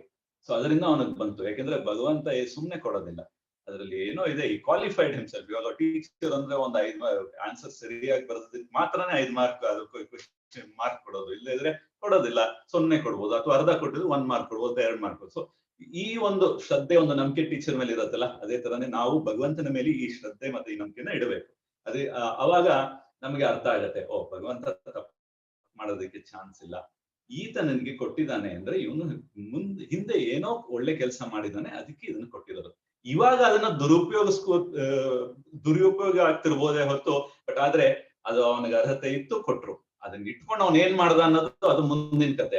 ಅದರಿಂದ ಅವ್ನಿಗೆ ಏನಾಗತ್ತೆ, ಅದರಿಂದ ಒಳ್ಳೇದಾಗತ್ತ ಕೆಟ್ಟದ, ಅದು ಬೇರೆ ಅದು. ಬಟ್ ಅಟ್ಲೀಸ್ಟ್ ಅವನಿಗೆ ಬಂದಿದ್ದೇನು ಅನ್ನೋದಕ್ಕೆ ನಮ್ಗೆ ಗೊತ್ತಾಗತ್ತೆ. ಸೊ ಈ ಒಂದು ದೃಷ್ಟಿನಲ್ಲಿ ನಾವು ನೋಡಿದಾಗ, ಯಾರನ್ನೇ ಒಬ್ರನ್ನ ಅಥವಾ ಯಾವುದೇ ಒಂದು ಸಕ್ಸಸ್ಫುಲ್ ಆಗಿರೋ ಒಂದು ಒಬ್ಬ ವ್ಯಕ್ತಿನ ನಾವು ನೋಡಿದಾಗ, ನಮ್ಗೆ ಈ ತರ ನಾವು ನೋಡಿದಾಗ ಅವಾಗ ಅಸೂಯೆ ಅನ್ನೋದು ಕಮ್ಮಿ ಆಗತ್ತೆ. ಇವಾಗ ಸುಮ್ನೆ ಒಂದು ಅದೃಷ್ಟದಿಂದ ಏನೋ ಒಂದು ದುಡ್ಡು ಬಂತು, ಏನು ಎಫರ್ಟೇ ಹಾಕ್ತಿರಾ ಇದೆಲ್ಲ ಬಂದ್ಬಿಡ್ತು ಅಂದಾಗ ಅದನ್ನ ನೋಡ್ಕೊಂಡು, ಅಯ್ಯೋ ಇವ್ರಿಗೆ ಏನು ಬರ್ತಾನೆ ಇದೆಯಲ್ಲ, ಏನು ಮಾಡ್ದಿದ್ದಾನೆ, ಸುಮ್ನೆ ಕೂತಿರ್ತಾರೆ, ಬರ್ತಾ ಇದೆಯಲ್ಲ ಅನ್ನೋ ತರ ಒಂದು ನಮಗೆ ನಾವು ಡಿಸ್ಟರ್ಬ್ ಆಗೋಗ್ತೀವಿ. ಬಟ್ ಆದ್ರೆ ಒಳ್ಳೆ ಹಾರ್ಡ್ ವರ್ಕ್ ನಲ್ಲಿ ಓದಿ ಮಾಡಿ ಪರೀಕ್ಷೆ ಕೂತು ಎಕ್ಸಾಮ್ ಬರೆದು ಫಸ್ಟ್ ರ್ಯಾಂಕ್ ಬಂದ ಅಂದ್ರೆ ವಾಹ್ ಸಭಾಷ್ ಅಂತೀವಿ ಅವಾಗ. ಸೊ ಅದರಿಂದ ಇದರಲ್ಲಿ ಏನು ಡಿಫರೆನ್ಸ್ ಅಂದ್ರೆ, ಅರ್ಹತೆ ಇದ್ದು ಬಂತು ಅಂತ ನಮಗೆ ಆ ಜ್ಞಾನ ಇತ್ತು ಅಂದ್ರೆ ಅವಾಗ ನಮಗೆ ಅಸೂಯೆ ಸ್ವಲ್ಪ ಕಮ್ಮಿ ಆಗುತ್ತೆ. ಅರ್ಹತೆ ಇಲ್ದಿರ ಬಂತು ಅಂತ ನಾವು ಭಾವಿಸ್ತೀವಲ್ಲ, ಅವಾಗ ಈ ಅಸೂಯೆ ಜಾಸ್ತಿ ಆಗುತ್ತೆ. ಅದರಿಂದ ಈ ಜ್ಞಾನ ನಾವು ಇದನ್ನ ಅರ್ಥ ಮಾಡ್ಕೊಂಡ್ರೆ ಅವಾಗ ಹೆಂಗೆ ಅಂದ್ರೆ, ಈ ಕರ್ಮದ ಪ್ರಕಾರ ಅವ್ರಿಗೆಲ್ಲ ಬಂದಿರೋದು, ಅವ್ರ ಹಿಂದೆ ಅವ್ರು ಏನು ಸತ್ಕರ್ಮಗಳು ಮಾಡಿದ್ರು ಅದ್ರದ್ದು ಫಲದ ಫಲನ ಇವಾಗ ಅವರು ಅನುಭವಿಸ್ತಾ ಇದ್ದಾರೆ ಅಂತ ನೋಡಿದಾಗ, ಅವಾಗ ಇದು ಸರಿಯಾಗಿ ನೋಡೋ ಒಂದು ದೃಷ್ಟಿ ಇದರಲ್ಲಿ ನಮಗೆ ಅಸೂಯೆ ಸ್ವಲ್ಪ ಕಮ್ಮಿ ಆಗತ್ತೆ. ಇದು ಅಭ್ಯಾಸ ಆಗ್ಬೇಕು. ಇದು ಮೊದಲನೇ ಸಲ ಇದು ಅಷ್ಟು ಈಸಿಯಾಗಿ ಬರಲ್ಲ. ಇವಾಗ ಸರ್ರಂತ ಯಾರಿಗಾರು ನೋಡಿ ನಾವು ಅಸೂಯೆ ಪಟ್ಕೊಂಡ್ರೆ ಆಮೇಲೆ ನಮಗ್ ನಾವೇ ಒಂದು ಬ್ರೇಕ್ ಹಾಕೋಬೇಕು. ಓ ಇದು ಹಂಗಲ್ಲ ಇದು ಅಂತ ಹೇಳಿ, ಈ ತರ ನಾನು ಅಸೂಯೆ ಪಡೋದು ಸರಿ ಇಲ್ಲ ಅಂತ ಹೇಳಿ, ಮತ್ತೆ ಭಗವಂತನ ಈ ವೈಭವನ ಜ್ಞಾಪಿಸ್ಕೊಂಡು ಮತ್ತೆ ಇವನ್ ಕೊಟ್ಟಿದ್ದಾನೆ ಅಂದ್ರೆ, ವಾಹ್ ಅವರು ಹಿಂದಿನ ಜನ್ಮದಲ್ಲಿ ಏನೋ ಮಾಡಿದ್ದಾರೆ, ಅದಕ್ಕೆ ಇವಾಗ ಇದು ಸಿಕ್ಕಿರೋದು ಅನ್ನೋ ತರ ನಾವು ಭಾವಿಸಿದಾಗ ಅವಾಗ ಅಸೂಯೆ ಕಮ್ಮಿ ಆಗತ್ತೆ. ಮತ್ತೆ ಇದು ಅಭ್ಯಾಸ ಮಾಡ್ತಿದ್ದಂಗೆ ಇದು ಹೋಗತ್ತೆ ಅಂತ ತಿಳಿಸ್ತಾ ಇದ್ದಾರೆ. ಸೊ ಇದರಲ್ಲಿ ಮೇನ್ ಪಾಯಿಂಟ್ ಏನಪ್ಪಾ ಅಂದ್ರೆ ಅಸೂಯೆ ಇರಬಾರ್ದು. ಇದನ್ನ ನಾನು ಸ್ವಲ್ಪ ಸ್ಟ್ರೆಸ್ ಮಾಡಿ ಹೇಳ್ತಾ ಇದ್ದೀನಿ, ಯಾಕೆಂದ್ರೆ ಇದು ಮುಖ್ಯವಾದ ಒಂದು ಸಂಗತಿ ಇದು. ಸೊ ಅದಾದ್ಮೇಲೆ ಕೃಷ್ಣ 2ನೇ ಶ್ಲೋಕದಲ್ಲಿ ಏನ್ ಹೇಳ್ತಿದ್ದಾನೆ ಅಂದ್ರೆ 9.2 ನಲ್ಲಿ ಇದನ್ನ ರಾಜವಿದ್ಯ ರಾಜಗುಹ್ಯಂ ಅಂತ ಕರೀತಾ ಇದ್ದಾನೆ. ಇವಾಗ ನಾ ಹೇಳೋ ಜ್ಞಾನ ಏನಿದೆ ಅದು ರಾಜವಿದ್ಯಾ ಮತ್ತೆ ರಾಜಗುಹ್ಯ ಅಂತ. ಅಂದ್ರೆ ಪರಮ ಗುಹ್ಯವಾದದ್ದು. ಇದು ನೇರವಾದ ಒಂದು ಅನುಭವ ಕೊಡುತ್ತೆ. ಯಾವ್ದ್ರದ್ದು? ಆತ್ಮ ಸಾಕ್ಷಾತ್ಕಾರದ ನೇರ ಅನುಭವ ಕೊಡುತ್ತೆ ಇವಾಗ ನಾನು ಹೇಳೋ ವಿಷಯ. ಮತ್ತೆ ಇದು ಧರ್ಮದ ಒಂದು ಪರ್ಫೆಕ್ಷನ್, ಅಂದ್ರೆ ಅತಿ ಉತ್ತಮವಾದ ಒಂದು ಧರ್ಮದ ಒಂದು ಇದು ಅದು ಅಂತ ಹೇಳ್ತಾ ಇದ್ದಾರೆ. ಮತ್ತೆ ಇದು ಶಾಶ್ವತವಾದದ್ದು, ಮತ್ತೆ ಇದು ಆನಂದ ಕೊಡೋ ತರ ಒಂದು ಒಂದು ಅನುಭವ ಇದರಿಂದ ಇದೆ ಅಂತ. ಸೊ ಇದು ಏನು ಅಂದ್ರೆ ಇದು ಭಕ್ತಿ ಅಂತ ಹೇಳ್ತಾ ಇದ್ದಾರೆ. ಆಕ್ಚುಲಿ ಭಕ್ತಿ ಮುಂಚೆನೆ ಇಂಟ್ರೊಡ್ಯೂಸ್ ಆಗೋಗಿದೆ ಯಾವ್ದ್ರಲ್ಲಿ, ಭಗವದ್ಗೀತೆನಲ್ಲಿ. ಬಟ್ ಆದ್ರೂ ತಿರ್ಗಾ ಇದರಲ್ಲಿ ಕೃಷ್ಣ ಇನ್ನೊಂದ್ಸಲಿ ಭಕ್ತಿ ಅಂತ ಹೇಳ್ತಾನೆ. ಹಂಗಿದ್ಮೇಲೆ ಮುಂಚೆ ಇಂಟ್ರೊಡ್ಯೂಸ್ ಆಗಿರೋ ಭಕ್ತಿಗೂ ಇದಕ್ಕೂ ವ್ಯತ್ಯಾಸ ಇದೆಯಾ? ಹೌದು. ಅದನ್ನೇನು ಅಂತ ನೋಡೋಣ. ಅದಕ್ಕೆ ಏನಕ್ಕೆ ಅದನ್ನ ಮೋಸ್ಟ್ ಕಾನ್ಫಿಡೆನ್ಷಿಯಲ್ ಅಂತ ಕರೆದ್ರು ಅಂತ, ಅಂದ್ರೆ ರಾಜಗುಹ್ಯ ಅಂತ ಏನಕ್ಕೆ ಅದನ್ನ ಕರೀತಾರೆ ಅಂತ ನೋಡೋಣ. ಇವಾಗ 1ನೇ ಅಧ್ಯಾಯ ನಾವು ಭಗವದ್ಗೀತೆನಲ್ಲಿ ತಗೊಂಡ್ರೆ ಅದು ಒಂದು ಇಂಟ್ರೊಡಕ್ಷನ್, ಅದಾಯ್ತು ಅದು. ಮತ್ತೆ 2ನೇದು ಮತ್ತೆ 3ನೇ ಅಧ್ಯಾಯದಲ್ಲಿ ಏನು ಟಾಪಿಕ್ಸ್ ಕವರ್ ಆಯ್ತೋ, ಏನು ವಿಷಯಗಳನ್ನ ಹೇಳಿದ್ರೋ ಅದನ್ನು ಗುಹ್ಯ ಅಂತಾನೆ ಕರೆದ್ರು, ಅದನ್ನು ಕಾನ್ಫಿಡೆನ್ಷಿಯಲ್ ಅಂತ. ಅದಾದ್ಮೇಲೆ 7ನೇದು ಮತ್ತೆ 8ನೇ ಅಧ್ಯಾಯದಲ್ಲೂ ಭಕ್ತಿ ಬಗ್ಗೆ ಹೇಳಿದಾಗ ಅದು ಇನ್ನೂ ಗುಹ್ಯವಾದ ವಿಷಯ ಅಂತ ಹೇಳಿ ಆತರ ಅದರದ್ದು ವರ್ಣನೆ ಮಾಡಿ ಆ ವಿಷಯನ ತಿಳಿಸಿದ್ರು ನಮ್ಗೆ. ಮತ್ತೆ ಇವಾಗ 9ನೇ ಅಧ್ಯಾಯದಲ್ಲಿ ಇದು ಪರಮ ವಿಶೇಷ ರಹಸ್ಯವಾದ ಒಂದು ವಿಷಯ ಅಂತ ಹೇಳ್ತಿದ್ದಾರೆ. ಅಂದ್ರೆ ಇವಾಗ ಇನ್ನು ಹೆಚ್ಚು ರಹಸ್ಯವಾದ ವಿಷಯ ಇದು ಅಂತ. ಸೊ ಅದರಲ್ಲಿ ಭಕ್ತಿನ ಆಲ್ರೆಡಿ ಒಂದ್ಸಲಿ ಹೇಳಾಯ್ತು 7ನೇದು 8ನೇ ಅಧ್ಯಾಯದಲ್ಲಿ. ತಿರ್ಗಾ ಇದರಲ್ಲೂ ಇದನ್ನೇ ಹೇಳ್ತಾ ಇದ್ದಾರೆ. ಬಟ್ ಆದ್ರೆ ಇದಕ್ಕೂ ಅದಕ್ಕೂ ಏನ್ ವ್ಯತ್ಯಾಸ ಇದೆ ಅಂದ್ರೆ, ಇವಾಗ ಕೃಷ್ಣ ಹೇಳ್ತಿರೋ ಭಕ್ತಿ ಯಾವ ತರ ಅಂದ್ರೆ ಅಹೈತುಕಿ ಮತ್ತೆ ಅಪ್ರತಿಹತ ಅಂತ. ಅಂದ್ರೆ ಅಹೈತುಕಿ ಅಂದ್ರೆ ಏನು ಅಂದ್ರೆ ಯಾವುದೇ ಒಂದು ಅಪೇಕ್ಷೆನೆ ಇಲ್ದಿರ, ಎದುರು ನೋಡ್ದಿರ ಮಾಡೋ ಒಂದು ಸೇವೆ ಇದೆಯಲ್ಲ ಭಗವಂತನಲ್ಲಿ, ಅದು ಅಹೈತುಕಿ. ಮತ್ತೆ ಅದು ಅಪ್ರತಿಹತ ಅಂದ್ರೆ ಅದು ಯಾವುದೇ ಒಂದು ಕಾರಣಕ್ಕೋಸ್ಕರ ಅದು ನಾವು ಮಾಡ್ತಾ ಇಲ್ಲ. ಇವಾಗ ನಾನು ಇದು ಮಾಡಿದ್ರೆ ನನಗದು ಸಿಗತ್ತೆ. ಭೌತಿಕ ಜಗತ್ ಹಂಗೆ ತಾನೇ ಇರೋದು. ನಾವೇನೇ ಒಂದು ಕೆಲಸ ಮಾಡಿದ್ರೆ ನಾವು ಅದರಿಂದ ನನ್ಗೆ ಏನ್ ಸಿಗತ್ತೆ ಅನ್ನೋದು ನೋಡೋದು ನಮ್ಮ ಪ್ರವೃತ್ತಿ. ಆ ಪ್ರವೃತ್ತಿ ಇದ್ದು ನಾವು ಭಕ್ತಿ ಮಾಡಿದಾಗ ಅದು ಈ ರಾಜಗುಹ್ಯದ ಇದಕ್ ಸಂಬಂಧ ಈ ತರ ಭಕ್ತಿ ಆಗಲ್ಲ. ಅದು ಇದನ್ನ ನಾವು ಪರಿಶುದ್ಧ ಭಕ್ತಿ ಅಂತ ಕರಿತೀವಿ. ಇದು ಶುದ್ಧವಾದ ಭಕ್ತಿ, ಪರಿಶುದ್ಧವಾದ ಭಕ್ತಿ. ಬೇರೆ ತರ ಭಕ್ತಿನೂ ಇರುತ್ತೆ ಭಕ್ತಿ ಮಾರ್ಗದಲ್ಲಿ. ಇವಾಗ ನಾನು 9 ನವವಿಧ ಭಕ್ತಿ ನೋಡಿದ್ವಿ. ಶ್ರವಣಂ, ಕೀರ್ತನಂ, ವಿಷ್ಣು ಸ್ಮರಣಂ, ಪಾದ ಸೇವನಂ, ಅರ್ಚನಂ, ವಂದನಂ, ದಾಸ್ಯಂ, ಸಾಕ್ಯಂ, ಆತ್ಮ ನಿವೇದನಂ ಅಂತ. ಇದೆಲ್ಲಾನು ಮಾಡ್ಬೋದು. ಬಟ್ ಫಲದ ಅಪೇಕ್ಷೆಯಿಂದ ಮಾಡ್ಬೋದು. ಇವಾಗ ಭಗವಂತನ ಗುಣಗಾನ ಮಾಡ್ಬೋದು. ಇದೆಲ್ಲ ನಾನು ನೋಡಪ್ಪ ಭಗವಂತ, ನಾನು ನಿನ್ಗೆ ಇದೆಲ್ಲ ಮಾಡ್ತಿದ್ದೀನಿ, ನನ್ನ ಈ ತೊಂದರೆಯಿಂದ ಇದು ಮಾಡೋ, ಅಥವಾ ನನಗೆ ಇದನ್ ಕೊಡು, ಅಥವಾ ನನ್ಗೆ ಈ ತರ ಏನಾದ್ರು ಒಂದು ಮೇಲೆ ಏರ್ಪಾಡು ಮಾಡೋ, ಈ ತರ ಎಲ್ಲ ಕೇಳ್ಕೊತೀವಿ. ಸೊ ಅದೇನಾಗೋಗುತ್ತೆ, ಒಂದು ಟ್ರಾನ್ಸಾಕ್ಷನ್ ಆಗೋಗುತ್ತೆ, ಕೊಡೋದು ಮತ್ತು ಇಸ್ಕೊಳ್ಳೋದು ಈ ತರದ್ದು. ಅದು ಪರಿಶುದ್ಧ ಭಕ್ತಿ ಅಲ್ಲ. ಅದು ಭಕ್ತಿ ಹೌದು, ಬಟ್ ಆದ್ರೆ ಪರಿಶುದ್ಧ ಇಲ್ಲ ಅದು. ಸೊ ಕೃಷ್ಣ ಹೇಳ್ತಾನೆ ನಾನು ಅದನ್ನು ಒಪ್ಕೋತೀನಿ ಅಂತ. ಬಟ್ ಆದ್ರೆ ಅದಕ್ಕೆ ಹೈಯೆಸ್ಟ್ ಕ್ವಾಲಿಫಿಕೇಶನ್ ಬರಲ್ಲ, ಅಂದ್ರೆ ಫುಲ್ ಮಾರ್ಕ್ ಸಿಗಲ್ಲ. ಅದಕ್ಕೆ ಸ್ವಲ್ಪ ಕಮ್ಮಿನೇ ಸಿಗೋದು. ಸೊ ಆತರ ಈ ಫುಲ್ ಮಾರ್ಕ್ ಸಿಗೋ ತರ ಒಂದು ಭಕ್ತಿ ಅಂದ್ರೆ ಅದು ಅಹೈತುಕಿ, ಅಪ್ರತಿಹತ, ಪರಿಶುದ್ಧ ಭಕ್ತಿ ಅಂತ. ಸೊ ಆ ಪರಿಶುದ್ಧ ಭಕ್ತಿನಲ್ಲಿ ನಾವು ಈ ಜೀವಕ್ಕೆ ಯಾವ ತರ ಒಂದು ಅಸೂಯೆನೂ ಇರೋದಿಲ್ಲ, ಅಸೂಯೆನೇ ಇಲ್ದಿರ, ಮತ್ತೆ ಯಾವುದೇ ಒಂದು ಫಲದ ಅಪೇಕ್ಷೆ ಇಲ್ದಿರ ನಾವು ಭಗವಂತನ ಭಕ್ತಿ ಮಾಡಿದಾಗ ಅದನ್ನ ಅಹೈತುಕಿ ಮತ್ತೆ ಅಪ್ರತಿಹತ ಅಂತೀವಿ. ಇದು ಅರ್ಥ ಮಾಡ್ಕೊಳ್ಳೋದು ಸ್ವಲ್ಪ ಕಷ್ಟ. ಯಾಕೆಂದ್ರೆ ಭೌತಿಕ ಜಗತ್ನಲ್ಲಿ ಇದ್ರದ ಹತ್ರದಲ್ಲಿ ಯಾವ ತರನೂ ಒಂದು ಉದಾಹರಣೆನೇ ಇಲ್ಲ. ಅಂದ್ರೆ ಸಾಮಾನ್ಯಕ್ಕೆ ಸಿಗಲ್ಲ ನಮ್ಗೆ. ಬಟ್ ಆದ್ರೆ ಒಂದೇ ಒಂದು ಉದಾಹರಣೆ ಇದೆ. ಆ ಉದಾಹರಣೆ ನಾನು ಇವಾಗ ನಿಮ್ಗೆ ಹೇಳ್ತೀನಿ. ಅವಾಗ ನಮ್ಗೆ ಸ್ವಲ್ಪ ಇನ್ನೊಂಚೂರು ಅರ್ಥ ಆಗತ್ತದು. ಏನು ಅಂದ್ರೆ, ಈ ಸಂಬಂಧಗಳಿರತ್ತಲ್ಲ, ಆ ಸಂಬಂಧದಲ್ಲಿ ತಾಯಿ ಮತ್ತು ಸಣ್ಣ ಮಗು, ಆ ಸಂಬಂಧ ಮತ್ತೆ ಆ ತಾಯಿ ಬಂದು ಆ ಮಗುಗೆ ಏನೇನೆಲ್ಲ ಮಾಡ್ತಾಳೋ ಅದು ನಿಸ್ವಾರ್ಥವಾಗಿರುತ್ತೆ. ಅದು ಈ ಕ್ಲೋಸೆಸ್ಟ್, ಈ ಅಹೈತುಕಿ ಅಪ್ರತಿಹತಾಗಿ ಹತ್ರಕ್ಕೆ ಬರುತ್ತದು ಅಂತ ಹೇಳ್ತಾರೆ. ಭೌತಿಕ ಜಗತ್ತಲ್ಲಿ ಇದು ಒಂದೇ ಒಂದು ರಿಲೇಶನ್ಶಿಪ್ ಇರೋದು ಅಂತ. ಇದು ಹೆಂಗಪ್ಪ ಅಂದ್ರೆ, ಇವಾಗ ಸಣ್ಣ ಮಗು, ಆ ಸಣ್ಣ ಮಗುಗೆ ಏನೇನ್ ಬೇಕೋ ಅದೆಲ್ಲ ತಾಯಿ ಮಾಡ್ತಾಳೆ. ಬಟ್ ಆದ್ರೆ ಅದು ಏನಾದ್ರೂ ಒಂದು ಫಲದ ಅಪೇಕ್ಷೆಯನ್ನ ಮಾಡ್ತಾಳ? ಇಲ್ಲ. ಅಂದ್ರೆ ಇವನನ್ನ ದೊಡ್ಡವನಾದ್ಮೇಲೆ ನನ್ನ ನೋಡ್ಕೋಬಹುದು ಅಥವಾ ಹಿಂಗಿರ್ಬೋದು ಅನ್ನೋದು ಇಲ್ಲ. ಮತ್ತೆ ಈ ನಾನಿದು ಸೇವೆ ಮಾಡ್ತಿದ್ದೀನಿ ಅಂತ ಮಗು ಗೊತ್ತಿಲ್ಲ.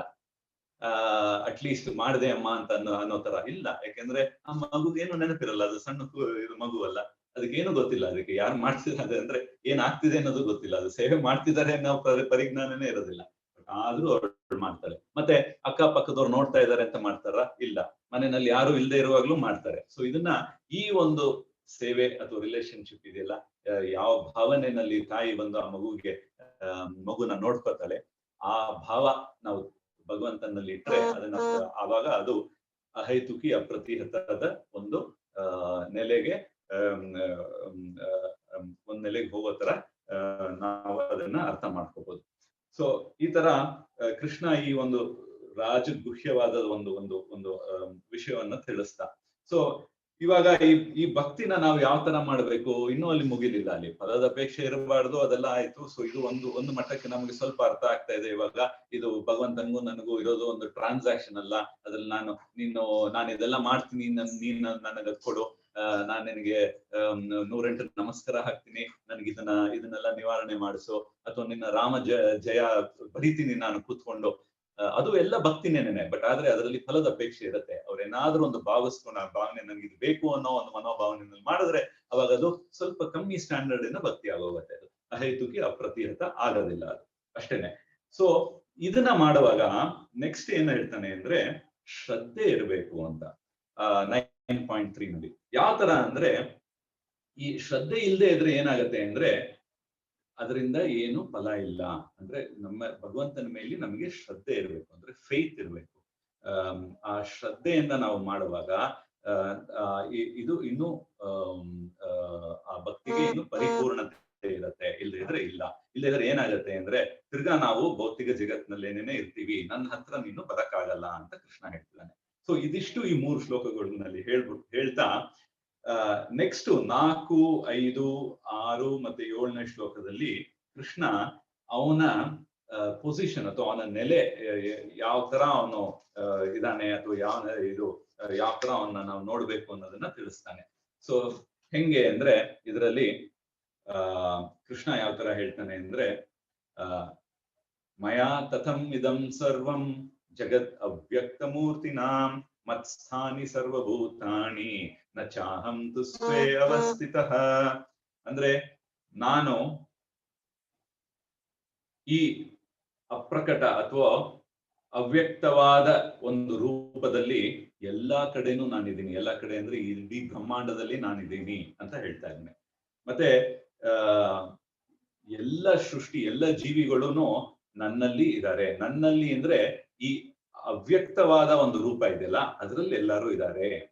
ಬಟ್ ಆದ್ರೆ ಈ ಅವ್ಯಕ್ತ ರೂಪದಿಂದ ಅಂದ್ರೆ ಈ ಸೃಷ್ಟಿನಲ್ಲಿ ಇರೋದು ಏನಿದೆಯೋ ಇದೋ ಅದರಿಂದ ನಾನು ಹೊರಗಿದ್ದೀನಿ, ಅದರಲ್ಲಿ ನಾನಿಲ್ಲ. ಎಲ್ಲರೂ ನನ್ನಲ್ಲಿದ್ರೂನು ನಾನು ಅದರಲ್ಲಿ ಇಲ್ಲ ಅಂತ ತಿಳಿಸ್ತಾ ಇದ್ದಾನೆ. ಸೊ ಇವಾಗ ಅವನ ಅವ್ಯಕ್ತವಾದ ಒಂದು ರೂಪ ಮತ್ತೆ ವ್ಯಕ್ತವಾದ ರೂಪ ಎರಡೂನು ಬೇರೆ. ಸೊ ವ್ಯಕ್ತವಾದ ಒಂದು ರೂಪದಿಂದ ಅವ್ಯಕ್ತವಾದ ಒಂದು ರೂಪದ ಒಂದು ಮ್ಯಾನಿಫೆಸ್ಟೇಷನ್ ಆಗಿದೆ, ಅಂದ್ರೆ ಅದು ಬಂದಿದೆ ಅಲ್ಲಿಂದ.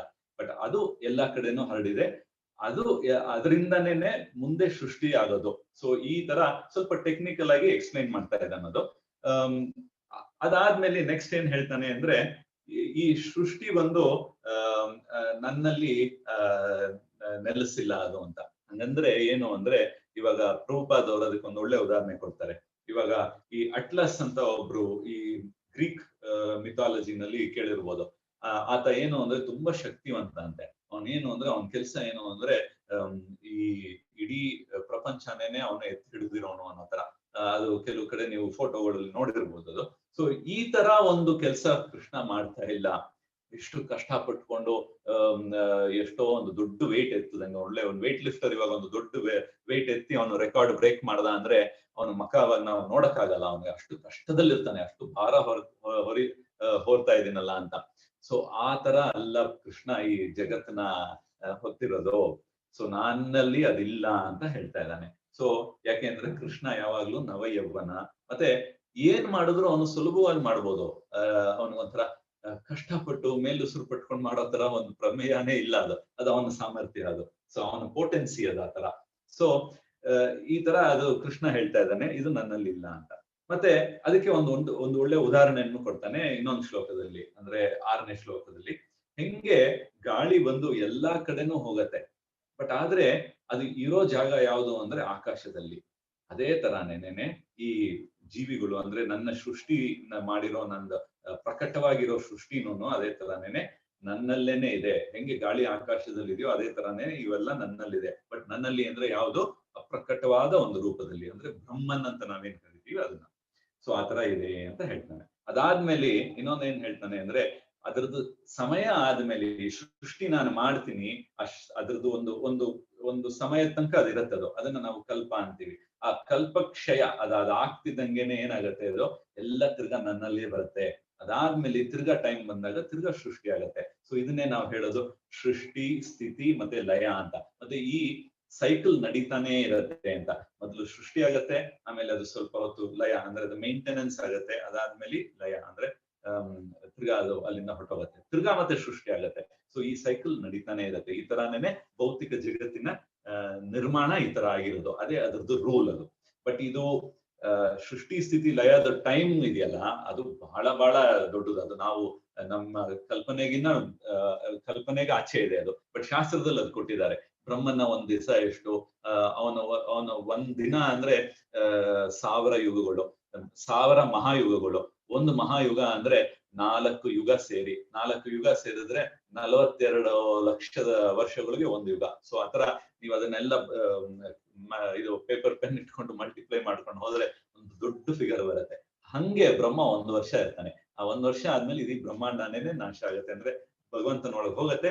ತಿರ್ಗಾ ಅದಾದ್ಮೇಲೆ ತಿರ್ಗಾ ಇನ್ನೊಂದು ಹೊಸ ಸೃಷ್ಟಿ ಆಗತ್ತೆ ಅಂತ. ಈ ತರ ಬೇರೆ ಬೇರೆ ತರ ಪ್ರಳಯ ಮತ್ತೆ ಲಯ ಇದೆ. ಅದ್ರದ್ದು ಏನ್ ಅರ್ಥ ಅದೆಲ್ಲ ಟೆಕ್ನಿಕಲ್ ಅದು, ಬಟ್ ಈ ತರ ಒಂದು ರೂಲ್ಸ್ ಇದೆ. ಅದು ಈ ರೂಲ್ ಪ್ರಕಾರ ನಡೀತಾ ಹೋಗುತ್ತೆ. ನಾನು ರೂಲ್ ಮಾಡಿ ಬಿಟ್ಟಿದ್ದೀನಿ, ನನ್ನ ಒಂದು ಎನರ್ಜಿ ಅಥವಾ ನನ್ನ ಒಂದು ಅಂಶದಿಂದ ಇದೆಲ್ಲ ನಡ್ಕೊಂಡು ಹೋಗುತ್ತೆ. ಬಟ್ ನನ್ಗೂ ಅದಕ್ಕೂ ಡೈರೆಕ್ಟ್ ಸಂಬಂಧ ಇಲ್ಲ ಅಂತ ಕೃಷ್ಣ ತಿಳಿಸ್ತಾ ಇದ್ದಾನೆ. ಈ ಕಾಸ್ಮಿಕ್ ಆರ್ಡರ್ ಅಂತ ಅದನ್ನ ಕರೆಯೋದು, ಅಂದ್ರೆ ಈ ನಿಯಮಗಳು ಅದು ನನ್ನ ಆಡಳಿತದಲ್ಲೇ ಇರೋದು, ಅದೇ ನಾನೇ ಅದ್ರದ್ದು ನಿಯಂತ್ರಕ ಆದ್ರೆ ಅಂತ. ಸೊ ಇದನ್ನ ನಾವು ಯಾವ ತರ ಅರ್ಥ ಮಾಡ್ಕೋಬಹುದು ಅಂದ್ರೆ, ಒಂದು ದೇಶ ತಗೊಳ್ಳಿ, ಅಮೆರಿಕ ತಗೊಳ್ಳಿ, ಅಥವಾ ಬೇಡ ಇಂಡಿಯಾನೇ ತಗೊಳ್ಳಿ. ಸೊ ಅದರಲ್ಲಿ ಗವರ್ಮೆಂಟ್ ಅನ್ನೋದು ಇರುತ್ತೆ ಅದರಲ್ಲಿ ಅಲ್ವಾ. ಸೊ ಈ ಗವರ್ಮೆಂಟ್ ಬಂದು ದೇಶದ ಕೋಣೆನಲ್ಲೂ ಅದು ಹರಡಿದೆ ಅಂತ ಆಯ್ತು ಅಲ್ವಾ.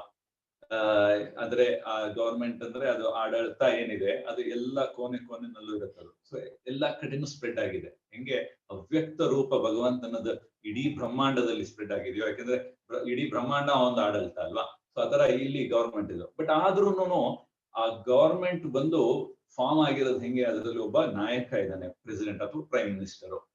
ಸೊ ಆ ಪ್ರೈಮ್ ಮಿನಿಸ್ಟರು ಎಲ್ಲಾ ಕಡೆ ಇದ್ದಾನೆ ಅಂದ್ರೂ ಹೌದು ಅಂತಾರೆ. ಅವನ ಇವಾಗ ಪ್ರೈಮ್ ಮಿನಿಸ್ಟರ್ ನೋಡ್ತಾನೆ, ಅವನ ದೃಷ್ಟಿ ಎಲ್ಲಾ ಕಡೆನೂ ಇದೆ ಅಂದ್ರೆ ಹೌದು. ಬಟ್ ಆದ್ರೆ ಪ್ರೈಮ್ ಮಿನಿಸ್ಟರೇ ನೋಡ್ತಿದ್ದಾನ, ಇಲ್ಲ. ಆ ಒಂದು ಏರ್ಪಾಡ ಗವರ್ಮೆಂಟ್ ನೋಡ್ತಾ ಇದೆ. ಸೊ ಹಂಗೆ ನಾವು ಈ ಅವ್ಯಕ್ತವಾದದ್ದು ಮತ್ತು ವ್ಯಕ್ತವಾದದ್ದು ಡಿಫ್ರೆನ್ಸ್ ನಾವು ಅರ್ಥ ಮಾಡ್ಕೋಬಹುದು. ಸೊ ಹೆಂಗೆ ಗವರ್ಮೆಂಟಿನ ಪ್ರಭಾವ ಅದ್ರದ್ದು ಇದು ಎಲ್ಲಾ ಕಡೆ ಇದೆಯೋ, ಅದೇ ತರ ಭಗವಂತನ ಪ್ರಭಾವ ಇರುತ್ತೆ. ಬಟ್ ಡೈರೆಕ್ಟ್ ಆಗಿ ಒಂದೊಂದ್ ಕಡೆನೂ ಹೋಗಿ ಪ್ರೈಮ್ ಮಿನಿಸ್ಟರ್ ಹೋಗಿ ನೋಡ್ತಾನ, ಇಲ್ಲ, ಆತರ ಅಲ್ಲ ಅಲ್ವಾ. ಹಂಗೇನೇನೆ ಭಗವಂತನ. ಸೊ ಈ ತರ ಒಂದು ಸಾಧಾರಣ ಉದಾಹರಣೆನಲ್ಲಿ ನಮ್ಗೆ ಅರ್ಥ ಆಗತ್ತೆ ಯಾವ ತರ ನಾವು ಈ ಕೃಷ್ಣನ್ನ ಅರ್ಥ ಮಾಡ್ಕೋಬೇಕು ಅಂತ. ಸೊ ಇನ್ನೊಂದು ನೆಕ್ಸ್ಟ್ ಶ್ಲೋಕದಲ್ಲಿ ಏನ್ ಹೇಳ್ತಾನೆ ಅಂದ್ರೆ, ಇದೆಲ್ಲ ಕೆಲಸಗಳು ಈ ತರ ನಡೀತಾ ಇದೆ, ಇಷ್ಟೆಲ್ಲ ನಾನು ಮಾಡ್ತಾ ಇದ್ದೀನಿ. ಬಟ್ ಆದ್ರೆ ಏನು ಅಂದ್ರೆ, ನಾನು ಇದು ಯಾವ್ದಕ್ಕೂ ಅಟ್ಯಾಚ್ಡ್ ಅಲ್ಲ. ಅಂದ್ರೆ ಇದರಿಂದ ನಾನು ಬೇರೆನೆ ಇರೋದು. ಈ ಯಾವುದೇ ಒಂದು ಕರ್ಮ ಇದ್ರದಾಗ್ಲಿ ಅದು ನನಗೆ ಅಂಟದಿಲ್ಲ ಅಂತ ಹೇಳ್ತಾನೆ. ಮತ್ತೆ ನೆಕ್ಸ್ಟ್ ಶ್ಲೋಕದಲ್ಲಿ ನಾನು ನ್ಯೂಟ್ರಲ್, ಅಂದ್ರೆ ನಾನು ಪಕ್ಷಪಾತಿ ಅಲ್ಲ, ಬಟ್ ನನಗೆ ಪ್ಲಸ್ ಮೈನಸ್ ಎಲ್ಲ ಇಲ್ಲ, ನಾನು ನ್ಯೂಟ್ರಲ್ ನಾನು. ಸೊ ನೆಕ್ಸ್ಟ್ ಶ್ಲೋಕದಲ್ಲಿ ಕೃಷ್ಣ ಏನ್ ಹೇಳ್ತಿದ್ದಾನೆ ಅಂದ್ರೆ, ಮಯಾ ದಕ್ಷೇಣ ಪ್ರಕೃತಿ ಸೂಯತೆ ಸಚರಾಚರಂ ಹೇತು ನಾನೇನ ಕೌಂತೆಯ ಜಗದ್ ಪರಿವರ್ತತೆ ಅಂತ ಕೃಷ್ಣ ಹೇಳ್ತಿದ್ದಾನೆ. ಅದ್ರಲ್ಲಿ ಏನು ಅಂದ್ರೆ, ಈ ಭೌತಿಕ ಮೆಟೀರಿಯಲ್ ನೇಚರ್ ಅಂದ್ರೆ ಈ ಪ್ರಕೃತಿ ಇದೆಯಲ್ಲ, ಈ ಪ್ರಕೃತಿ ಬಂದು ನನ್ನ ಒಂದು ಶಕ್ತಿ, ನನ್ನ ಒಂದು ಅಂಶ. ಅದು ನನ್ನ ಆಡಳಿತದಲ್ಲಿ ಅದು ಕೆಲಸ ಮಾಡ್ತಾ ಇದೆ. ಸೊ ಇದರದು ಆ ಒಂದು ನಿಯಮ ಏನಿದೆಯೋ, ಸೃಷ್ಟಿ ಮತ್ತೆ ಸ್ಥಿತಿ ಮತ್ತೆ ಲಯದ ನಿಯಮ, ಅದ್ರ ಪ್ರಕಾರ ಅದು ಮಾಡ್ಕೊಂಡು ಹೋಗ್ತಾ ಇದೆ. ಅದ್ರ ಪ್ರಕಾರ ಅದು ಬರುತ್ತೆ ಹೋಗುತ್ತೆ ಅಂತ ಕ್ಲಿಯರ್ ಆಗಿ ಹೇಳ್ತಾನೆ. ಸೊ ಇದಿಷ್ಟು ಹೇಳ್ಬಿಟ್ಟು ನೆಕ್ಸ್ಟ್ ಇನ್ನೊಂದು ಹೇಳ್ತಾನೆ. ಏನು ಅಂದ್ರೆ, ಈ ಅವಜಾನಂತಿ ಮಾಮ ಮೂಢ ಮಾನುಷಂ ತನುಮಾಶ್ರಿತಂ ಅಂತ. ಅಂದ್ರೆ ಅವಜಾನಂತಿ ಅಂದ್ರೆ ಇವಾಗ ಮೂಢ ಅಂದ್ರೆ ಮೂರ್ಖರು ಅಂತ ಅರ್ಥ. ಸೊ ಮೂರ್ಖರು ಆದ್ರೆ ಇದು ನನ್ನನ್ನ ನೋಡಿ ನನ್ನ ಪೊಸಿಷನ್ ನ ಸ್ವಲ್ಪ ಕಮ್ಮಿ ಮಾಡ್ಬೋದು ಅಥವಾ ಗೇಲಿ ಮಾಡ್ಬೋದು. ಯಾವಾಗ ಅಂದ್ರೆ ನಾನು ಈ ಮನುಷ್ಯದ ರೂಪ ಒಂದು ತಾಳಿ ನಾನು ಇಲ್ಲಿ ಬಂದಾಗ ಯಾರು ನನ್ನನ್ನ ಈ ತರ ಭಾವಿಸ್ತಾರೋ, ಅಂದ್ರೆ ಯಾವ ತರ ಅಂದ್ರೆ, ಓ ಕೃಷ್ಣ ಏನೋ ಅವನ ಒಂದು ಸಾಧಾರಣ ಮನುಷ್ಯ ಅಷ್ಟೇನೆ ಅನ್ನೋ ತರ, ಆತರ ಅವನ ಪೊಸಿಷನ್ ನ ನಾವು ಕಮ್ಮಿ ಮಾಡ್ತಾರೋ ಅವರು ಎಲ್ಲರೂ ಮೂಢರು. ಅಂತವರಿಗೆ ನಾನು ಯಾವತ್ತೂನು ಇದು ಮಾಡೋದಿಲ್ಲ, ನನ್ನ ಇದು ಕೃಪೆ ಅವರ ಮೇಲೆ ಇರೋದಿಲ್ಲ ಅಂತ ಹೇಳ್ತಾ ಇದ್ದಾನೆ. ಮತ್ತೆ ಆ ತರ ಭಾವನೆ ಇರೋರ್ಗೆ ಏನಾಗತ್ತೆ ಅಂದ್ರೆ, ಅವ್ರಿಗೆ ಆಕರ್ಷಣೆ ಎಲ್ಲಿ ಹೋಗುತ್ತೆ ಅಂದ್ರೆ, ಈ ಆಸ್ತಿಕತ್ವ ಅಂದ್ರೆ ಆಸ್ತಿಕರಾಗಿರ್ತಾರೆ ಅಥವಾ ಆತರ ಒಂದು ಯೋಚನೆಗಳಿಗೆ ಜಾಸ್ತಿ ಆಸಕ್ತಿ ತೋರಿಸ್ತಾರೆ. ಮತ್ತೆ ಆಸುರಿ ಭಾವ ಹೊಂದುತ್ತಾರವರು, ಅಂದ್ರೆ ರಾಕ್ಷಸರಾಗಿ ಆ ಒಂದು ಭಾವನೆ ಹೊಂದುತ್ತಾರವರು ಅಂತ ಕೃಷ್ಣ ಹೇಳ್ತಾ ಇದ್ದಾನೆ. ಸೊ ಇವಾಗ ಇದಿಷ್ಟು ಹೇಳಿದ್ಮೇಲೆ ನೆಕ್ಸ್ಟ್ ಏನ್ ಹೇಳ್ತಾನೆ ಕೃಷ್ಣ ಅಂದ್ರೆ, ಇದಿಷ್ಟು ಒಂದ್ ಕಡೆ ಆದ್ರೆ ಮಹಾತ್ಮ ಅನ್ನೋರು ಯಾರು ಅಂತ ಹೇಳ್ತಾನೆ. ಅಂದ್ರೆ ಮಹಾತ್ಮಾನಸ್ತು ಮಾಂ ಪಾರ್ಥ ದೇವೀಂ ಪ್ರಕೃತಿಮಾಶ್ರಿತಃ ಭಜಂತೆ ಅನನ್ಯ ಮನಸೋ ಜ್ಞಾತ್ವಾ ಭೂತಾತ್ಮಿನ್ ಅವ್ಯಯಂ ಅಂತ ಕೃಷ್ಣ ಹೇಳ್ತಿದ್ದಾನೆ. ಮತ್ತೆ ನೆಕ್ಸ್ಟ್ ಶ್ಲೋಕದಲ್ಲಿ ಸತತಂ ಕೀರ್ತಯಂತೋ ಮಾಂ ಯತಂತಶ್ಚ ನಮಶ್ಯಂತಶ್ಚ ಮಾಂ ಭಕ್ತ್ಯಾ ನಿತ್ಯಯುಕ್ತ ಉಪಾಸತೆ ಅಂತ. ಈ ಮಹಾತ್ಮರು ಯಾವಾಗ್ಲೂ ನನ್ನ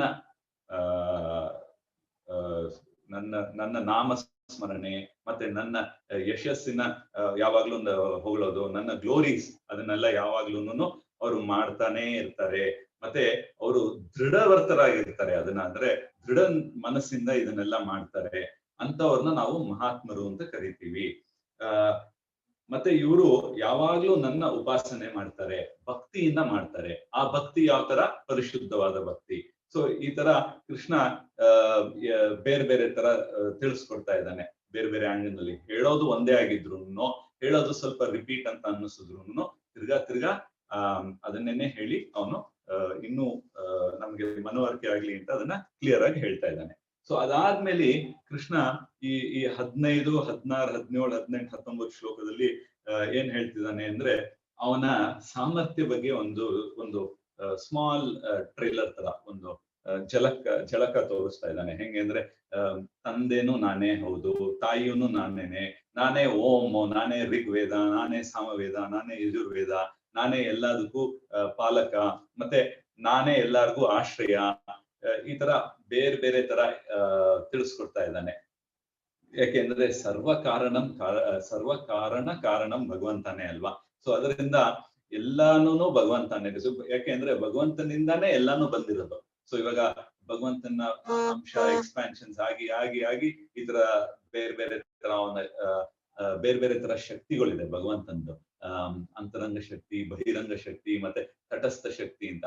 ಈ ಒಂದೊಂದು ಶಕ್ತಿನೂ ಒಂದೊಂದು ತರ ಅದರದ್ದು ಪ್ರಭಾವ ಮಾಡಿ ಅದರ ಕೆಲಸ ಮಾಡಿ ಅದಕ್ಕೆ ನಾವು ಇವಾಗ ಏನ್ ನೋಡ್ತಿದೀವೋ ಇದೆಲ್ಲಾನು ಸೃಷ್ಟಿಯಾಗಿರೋದು.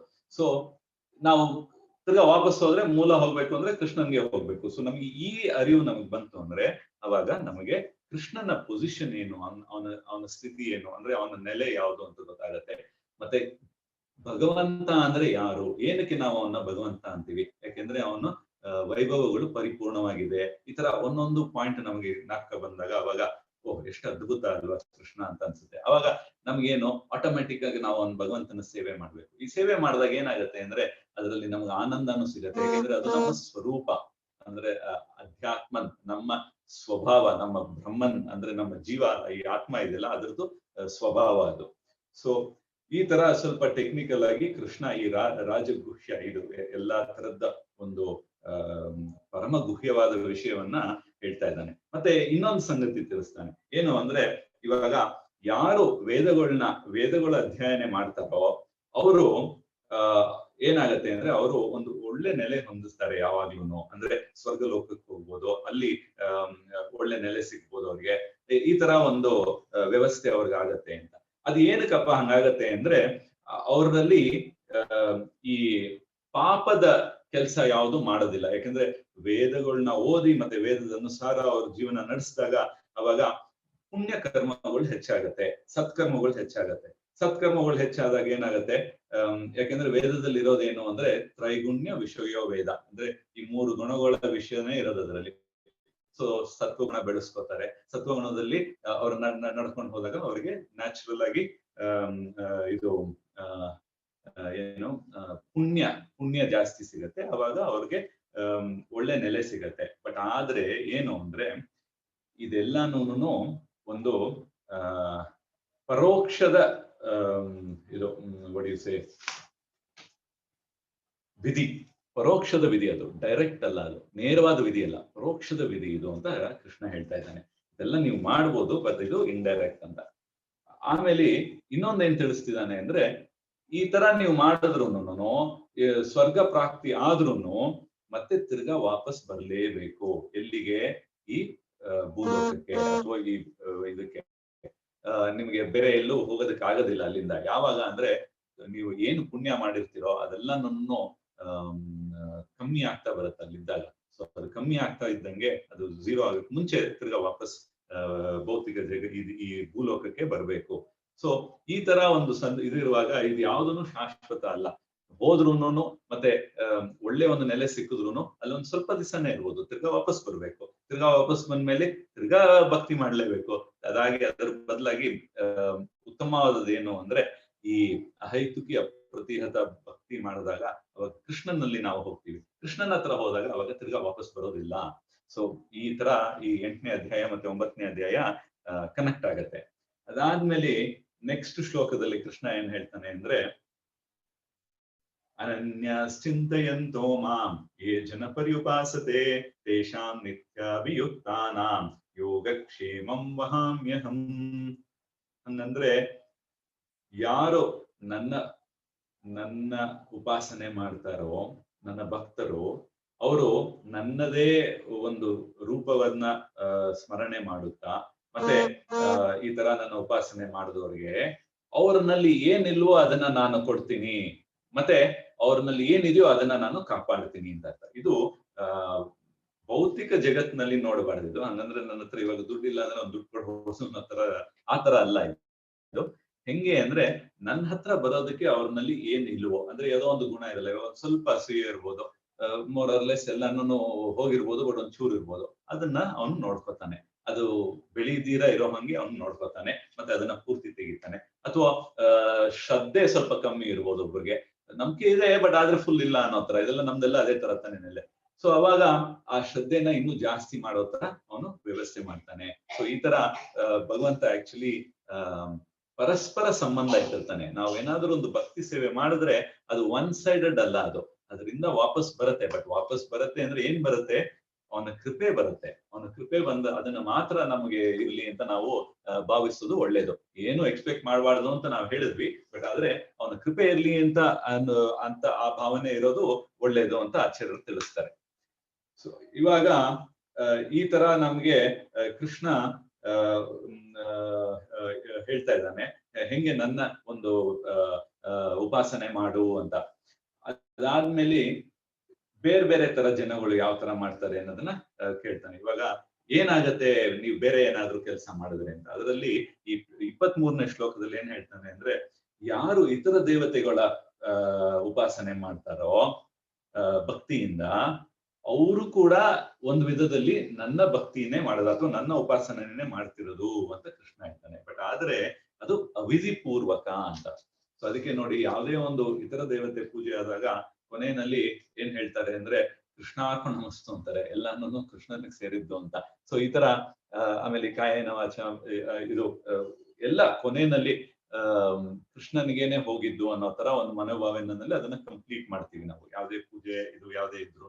ಸೊ ಇದು ಒಂದು ವಿಧದಲ್ಲಿ ಇದು ಅವಿಧಿ ಪೂರ್ವಕ ಅಂತ ಕೃಷ್ಣ ಕರೀತಾ ಇದ್ದಾನೆ. ಅಂದ್ರೆ ಇದು ಸರಿಯಾದ ವಿಧಿ ಅಲ್ಲ, ಅವಿಧಿ. ಆ ಒಂದು ಅವಿಧಿ ಪೂರ್ವಕವಾದ ಒಂದು ಉಪಾಸನೆ ಇದು ಅಂತ ಹೇಳ್ತಾ ಇದ್ದಾನೆ. ಸೊ ಪ್ರೋಕ್ಷ ವಿಧಿ ನೋಡಿದ್ವಿ, ಪರೋಕ್ಷ ವಿಧಿ ನೋಡಿದ್ವಿ, ಇವಾಗ ಅವಿಧಿ ನಾವು ನೋಡ್ತಾ ಇದ್ದೀವಿ. ಯಾವುದು ಇಂಡೈರೆಕ್ಟ್ ಮತ್ತೆ ಇನ್ನೂ ಒಂದು ಸರಿಯಾದ ಇದು ಅಲ್ಲ ಅಂತ, ಮೆಥಡ್ ಅಲ್ಲ ಅಂತ. ಮತ್ತೆ ಅದರದ್ದು ನೆಕ್ಸ್ಟ್ ಶ್ಲೋಕದಲ್ಲಿ ಕೃಷ್ಣ ಏನ್ ಹೇಳ್ತಿದ್ದಾನೆ ಅಂದ್ರೆ, ಏನಕ್ಕೆ ನನ್ನ ಒಂದು ಉಪಾಸನೆ ಮಾಡಬೇಕು ಅಂದ್ರೆ ಅದರಲ್ಲಿ ನಿನ್ನ ಸ್ವರೂಪ ಅದೇನೇನೆ ಅಂತ ಹೇಳ್ತಾ ಇದ್ದಾನೆ. ಅವಾಗ ನಾನು ಹೋಗ್ತಾ ನಾನು ಮತ್ತೆ ಈ ಎಲ್ಲಾ ಯಜ್ಞಗಳ ಒಡೆಯ ನಾನು, ಆದಿ ಯಜ್ಞ ನಾನು ಅಂತ ಹೇಳಿದಾನೆ. ಮತ್ತೆ ನೀನು ಇದನ್ನ ಅರಿತಾಗ ಅವಾಗ ನೀನು ನನ್ನ ಹತ್ರ ಬರ್ಬೋದು ಅಂತ. ಅಥವಾ ಇದನ್ನ ನೀನು ಅರಿದೇ ಹೋದ್ರೆ ಅವಾಗ ನೀನು ಇನ್ನು ಇದು ಕೀಳ ಜನ್ಮ ಪಡಿತೀಯ ಅಂತ. ಅಂದ್ರೆ ಇವಾಗ 84 ಲಕ್ಷ ಯೋನಿ ಇದೆ ಅಂತ ಹೇಳಿದ್ವಲ್ಲ, ಅದರಲ್ಲಿ ನಾವು ಇನ್ನು ಮನುಷ್ಯ ಜನ್ಮ ಅದರಲ್ಲಿ ಶ್ರೇಷ್ಠವಾದ ಜನ್ಮ. ಮನುಷ್ಯನ ಜನ್ಮ ಬಿಟ್ಟು ಇನ್ಯಾವುದಾದ್ರೂ ಜನ್ಮ ಪಡೆದ್ರೆ ಅವಾಗ ಇನ್ನೂ ನಮ್ಗೆ ಇವಾಗ ರೇಸ್ ನಲ್ಲಿ ನಾವು ಸಡನ್ ಆಗಿ ತಿರ್ಗಾ ಒಂದು 10 100 ಕಿಲೋಮೀಟರ್ ಹಿಂದೆ ಹೋದಂಗಾಗುತ್ತೆ, ತಿರ್ಗಾ ಅಲ್ಲಿಂದ ತಿರ್ಗಾ ವಾಪಸ್ ಬರ್ಬೇಕಲ್ಲ ಅದಕ್ಕೆ. ಸೊ ಆತರ ಒಂದು ನೆಲೆ ಆಗೋಗುತ್ತೆ. ಸೊ ಅದಕ್ಕೆ ಆತರ ಮಾಡ್ಬೇಡ, ಇಲ್ಲಿ ತನಕ ಬಂದಿದ್ಯಾ ಮನುಷ್ಯ ಜನ್ಮ ಶ್ರೇಷ್ಠವಾದದ್ದು, ಇಲ್ಲಿಂದ ಇನ್ನು ಮುಂದೆ ಹೋಗೋದನ್ನ ನೋಡ್ಬೇಕು ಹೊತ್ತು ತಿರ್ಗಾ ವಾಪಸ್ ಹಿಂದೆ ಹೋಗ್ಬೇಡಿ ಅನ್ನೋದನ್ನ ತಿಳಿಸ್ತಾ ಇದ್ದಾನೆ. ಮತ್ತೆ ಕೃಷ್ಣ ಏನೊಂದು ಹೇಳ್ತಾನೆ, ಇವಾಗ ಇತರ ದೇವತೆಗಳ ಪೂಜೆ ಮಾಡಿದ್ರೆ ನೀನು ಅವ್ರನಲ್ಲಿ ಜನ್ಮ ತಾಳ್ತೀಯ. ಮತ್ತೆ ಪಿತೃಗಳ ಪೂಜೆ ಮಾಡಿದ್ರೆ, ಇದು 25ನೇ ಶ್ಲೋಕದಲ್ಲಿ ಅವರ ಒಂದು ಆರಾಧನೆ ಆಯ್ತು ಅಂದ್ರೆ ಅವ್ರ ಮಧ್ಯ ಅಂದ್ರೆ ಈ ಪಿತೃಲೋಕಕ್ಕೆ ಆ ನೆಲೆನ ಹೊಂದಿರ್ತೀಯ ನೀನು ಅಂತ ಕೃಷ್ಣ ಹೇಳ್ತಾ ಇದ್ದಾನೆ. ಮತ್ತೆ ಈ ಭೂತ ಪ್ರೇತೆಗಳ ಒಂದು ಆರಾಧನೆ ಮಾಡತ್ತು, ಅವ್ರ ವರ್ಷಿಪ್ ಮಾಡಿದ್ರೆ, ಉಪಾಸನೆ ಮಾಡಿದ್ರೆ ಅವಾಗ ಅವ್ರ ಹತ್ರನೇ ಹೋಗ್ತೀಯಾ. ಆದ್ರೆ ನನ್ನ ಉಪಾಸನೆ ಮಾಡಿದಾಗ ನೀನು ನನ್ನ ಹತ್ರ ಬರ್ತೀಯಾ ಅಂತ ಈ ಶ್ಲೋಕದಲ್ಲಿ ಹೇಳ್ತಾನೆ. ಸೊ ಇವಾಗ ಉಪಾಸನೆ ಮಾಡೋದು ಮತ್ತೆ ಅವನ ಯಾವ ತರ ನಾವು ಪೂಜೆ ಮಾಡೋದು ಅನ್ನೋದಕ್ಕೆ ಅದ್ರದ್ದು ಒಂದು ಸೊಲ್ಯೂಷನ್ ಕೊಟ್ಟಿದ್ದಾನೆ. ಹೆಂಗೆ ಅಂದ್ರೆ, ಪತ್ರಂ ಪುಷ್ಪಂ ಫಲಂ ತೋಯಂ ಯೋ ಮೇ ಭಕ್ತ್ಯಾ ಪ್ರಣಶ್ಯತಿ ಪ್ರಯಚ್ಛತಿ ತದ್ ಅಹಂ ಭಕ್ತ್ಯಾ ಉಪಾರ್ಥಂ ಅಸ್ನಾಮಿ ಪ್ರಯತಾತ್ಮನಃ ಅಂತ ಹೇಳ್ತಾನೆ. ಇದರಲ್ಲಿ ಪತ್ರಂ ಪುಷ್ಪಂ ಫಲಂ ತೋಯಂ, ಅಟ್ಲೀಸ್ಟ್ ಕನಿಷ್ಠ ಅಂದ್ರೆ ಅಷ್ಟಾದ್ರೂ ನೀನ್ ಮಾಡ್ಬೋದಲ್ಲ, ಅಷ್ಟು ಮಾಡು ಅಂತ. ಏನು ಅಂದ್ರೆ ಒಂದು ಎಲೆ ಮತ್ತೆ ಒಂದು ಹೂವ ಮತ್ತೆ ಒಂದು ಹಣ್ಣು ಮತ್ತೆ ನೀರು, ಇದಿಷ್ಟು ನೀನ್ ನನಗೆ ಅರ್ಪಣೆ ಮಾಡಿದ್ರೆ ಸಾಕು. ಅದು ಯಾವ ತರ ಅರ್ಪಣೆ ಮಾಡ್ಬೇಕು ಅಂದ್ರೆ ಭಕ್ತಿಯಿಂದ ಮಾಡು ಅಷ್ಟೇನೇನೆ. ಸೊ ಇದರಲ್ಲಿ ಅವನೇನ್ ಎದುರು ನೋಡೋದು ಅಂದ್ರೆ ಭಕ್ತಿ ಮತ್ತೆ ನಮ್ಮ ಭಾವ.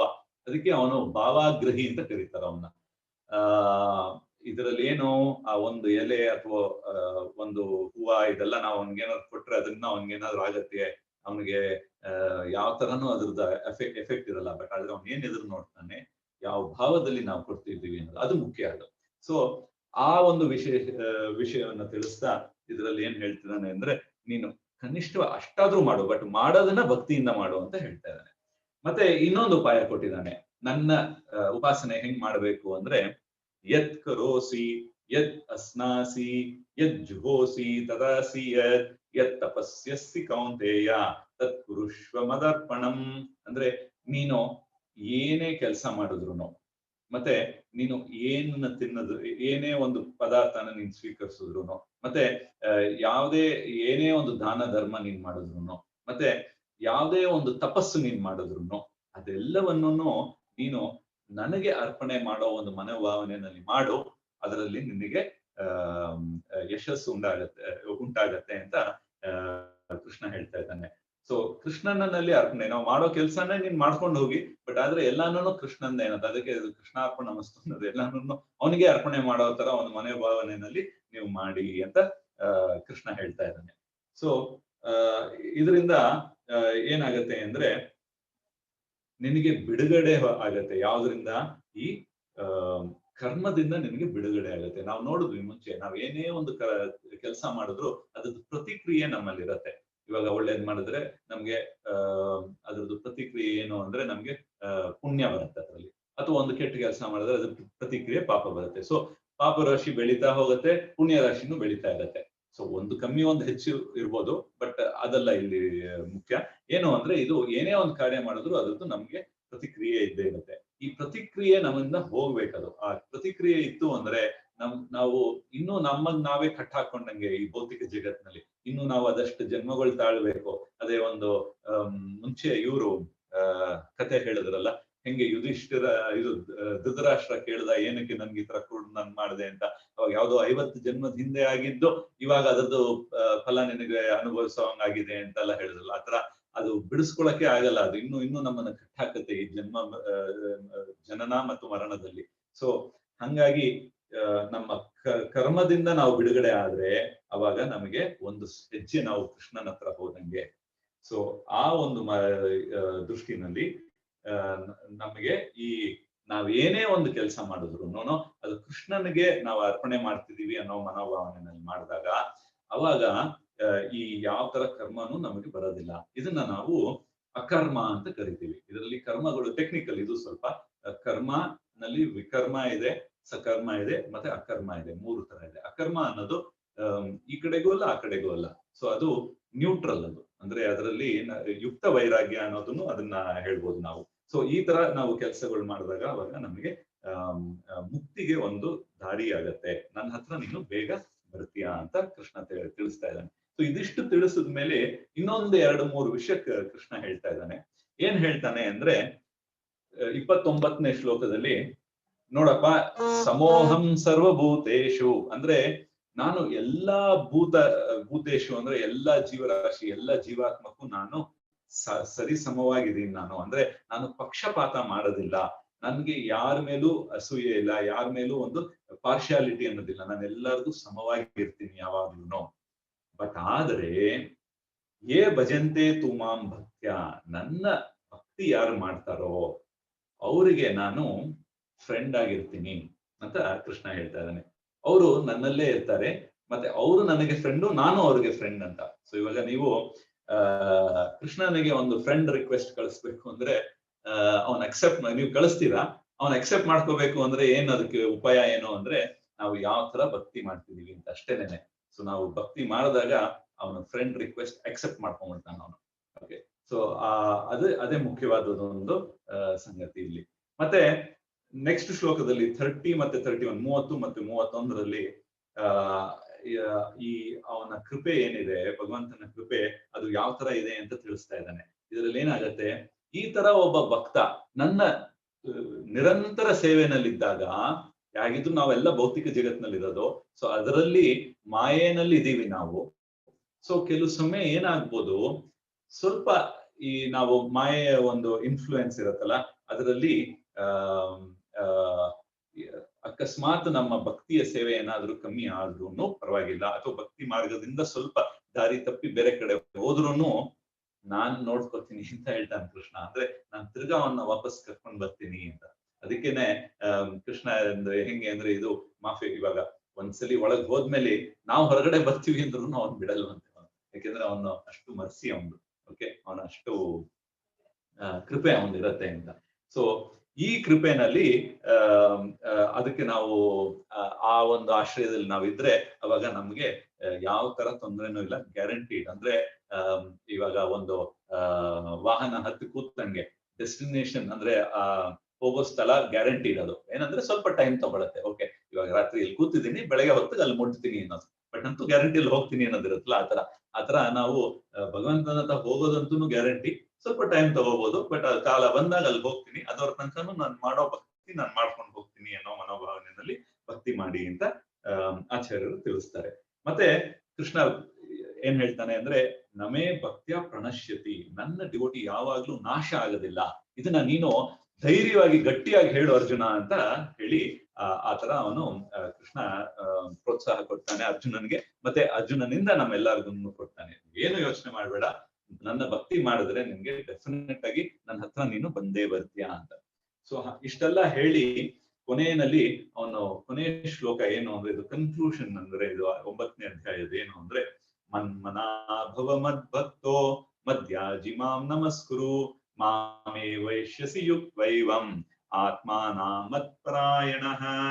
ಹಂಗಂದ್ರೆ ನಿನ್ನ ಮನಸ್ಸು ಯಾವಾಗ್ಲೂ ನನ್ನಲ್ಲಿ ಇಟ್ಟಿರೋ, ಮತ್ತೆ ನನ್ನನ್ನೇ ಯೋಚನೆ ಮಾಡ್ತಾ ಇರು, ಮತ್ತೆ ನನ್ನ ಭಕ್ತನಾಗು, ಮತ್ತೆ ನನಗೆ ನಮಸ್ಕಾರವನ್ನು ಮಾಡುತ್ತಾ, ಮತ್ತೆ ನನ್ನ ಉಪಾಸನೆ ಮಾಡುತ್ತಾ ನನ್ನಲ್ಲೇನೆ ನೀನು, ನನ್ನ ಒಂದು ಧ್ಯಾನದಲ್ಲೇ ನೀನು ಪೂರ್ತಿ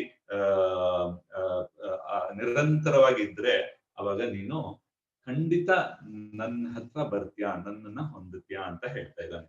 ಸೊ ಇದರಲ್ಲಿ ಭಕ್ತಿ ಯೋಗದ ಒಂದು ವಿಶೇಷ ನಾವು ನೋಡಿದ್ವಿ. ಹಲವಾರು ಭಕ್ತಿ ಯೋಗಗಳಿದೆ, ಅದರಲ್ಲೂ ಫಲದ ಅಪೇಕ್ಷೆ ಇಲ್ದಿರ ಇರೋ ಭಕ್ತಿ ಯೋಗ ಒಂದು ಉತ್ತಮವಾದ ಭಕ್ತಿ ಯೋಗ ಅಂತ ಗೊತ್ತಾಯ್ತು. ಮತ್ತೆ ಅದನ್ನ ನಾವು ರಾಜವಿದ್ಯೆ ರಾಜಗುಹ್ಯಂ ಅಂತ ಕೃಷ್ಣ ಅದನ್ನ ಕರೆದ. ಮತ್ತೆ ಈ ಭಕ್ತಿ ಬಂದು ಇವಾಗ ಯಾರ್ಯಾರಿಗಲ್ಲಪ್ಪ, ಬರೀ ಭಕ್ತಿ ಮಾಡೋರ್ಗೆಲ್ಲ ಅದು ಆ ತರ ಒಂದು ನೆಲೆ ಸಿಗತ್ತೆ, ಇದೆಲ್ಲ ನೋಡಿದ್ವಿ. ಹೌದು. ಮತ್ತೆ ಈ ಭಕ್ತಿ ಮಾಡೋದಕ್ಕೆ ಯಾರಿಗ ಅರ್ಹತೆ ಇದೆ ಅದು ಕೃಷ್ಣ ತಿಳಿಸ್ತಾ ಇದ್ದಾನೆ. ಸಮೋಹಂ ಸರ್ವಧರ್ಮಾಣ, ನಾನು ಎಲ್ಲರಿಗೂ ಈಕ್ವಲ್. ಸೊ ಯಾರು ಈ ತರ ಮಾಡ್ತಾರೋ ಅವರಿಗೆ ನಾನು ಬೆನಿಫಿಟ್ ಕೊಡ್ತೀನಿ. ಸೊ ಈಗ ಅದರಲ್ಲಿ ಏನು ಇದಿಲ್ಲ, ಪಕ್ಷಪಾತ ಇಲ್ಲ ಅದರಲ್ಲಿ. ಮತ್ತೆ ಯಾರೇ ಆಗಿರ್ಬೋದು, ಅದು ಸ್ತ್ರೀ ಆಗಿರ್ಬೋದು, ಪುರುಷರಾಗಿರ್ಬೋದು, ಮತ್ತೆ ಯಾವುದೇ ತರ ಒಂದು ಜನ್ಮ ತಾಳಿರ್ಬೋದು ಅವರು, ಈ ಕೆಲವು ಯಾವುದೇ ಒಂದು ಸಮಾಜದಲ್ಲಿ ಹುಟ್ಟಿರ್ಬೋದು, ಮತ್ತೆ ಯಾವುದೇ ಒಂದು ಜಾತಿನಲ್ಲಿರ್ಬೋದು, ಈ ತರ ಇದೆಲ್ಲ ಯಾವುದನ್ನು ಅನ್ವಯಿಸಲ್ಲ ಇಲ್ಲಿ. ಯಾಕೆಂದ್ರೆ ಇದೆಲ್ಲ ಲೆಕ್ಕಕ್ಕೆ ಬರೋದಿಲ್ಲ. ಮತ್ತೆ ಈ ಭಕ್ತಿ ಮಾಡೋರು ಒಂಥರ ಚಿಕ್ಕವರಾಗಿರ್ಬೋದು ಅಥವಾ ವಯಸ್ಸಾದವರಾಗಿರ್ಬೋದು, ಸೊ ಅಥವಾ ಇನ್ನೊಂದು ಏನು ಅಂದ್ರೆ ದೊಡ್ಡ ಮಹಾಪಾಪಿನೇ ಆಗಿರ್ಬೋದು. ಸೊ ಆತರ ಒಂದು ಪಾಪಿ ಆಗಿದ್ರುನು ಈ ಭಕ್ತಿ ಮಾರ್ಗಕ್ಕೆ ಬಂದ ಅಂದ್ರೆ ಅವಾಗ ಕೃಷ್ಣ ಅವನ ಇದನ್ನ ಮರ್ಸಿ ಇದೆಯಲ್ಲ, ಕೃಪೆನ ಅವನು ಖಂಡಿತ ಅವ್ರಿಗೂ ಕೊಡ್ತಾನೆ ಅಂತ. ಸೊ ಈ ತರ ಒಂದು ಅಶ್ಯೂರೆನ್ಸ್ ಕೊಡ್ತಾ ಇದ್ದಾನೆ ಕೃಷ್ಣ. ಇದಕ್ಕೆ ಯಾವ ತರ ಪ್ರೀ ಕ್ವಾಲಿಫಿಕೇಶನ್ ಬೇಡ, ಅಂದ್ರೆ ಯಾವ ತರನು ನೀನು ಇದೆಲ್ಲ ಆಗಿದ್ರೇನೆ ಹಿಂಗೆಲ್ಲ ಆಗೋದು ಅಂತೆಲ್ಲ ಏನು ಇಲ್ಲ, ಡೈರೆಕ್ಟ್ ಆಗಿ ಬರ್ಬೋದು.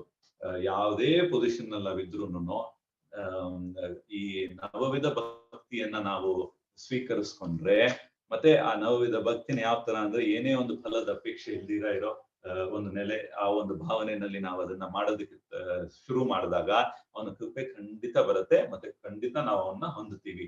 ಆ ಒಂದು ಅಶ್ಯೂರೆನ್ಸ್ ಕೊಡ್ತಾ ಈ 9ನೇ ಅಧ್ಯಾಯನ ಇಲ್ಲಿಗೆ ನಾವು ಸ್ಟಾಪ್ ಮಾಡ್ಬೋದು. ಯಾರಿಗಾದ್ರೂ ಏನಾದ್ರೂ ಪ್ರಶ್ನೆ ಏನಾದ್ರೂ ಇದ್ರೆ ದಯವಿಟ್ಟು ಕೇಳಿ, ಮತ್ತೆ ಏನಾದ್ರೂ ಕಮೆಂಟ್ ಇದ್ರೆ ಹೇಳಿ. ಹರೇ ಕೃಷ್ಣ.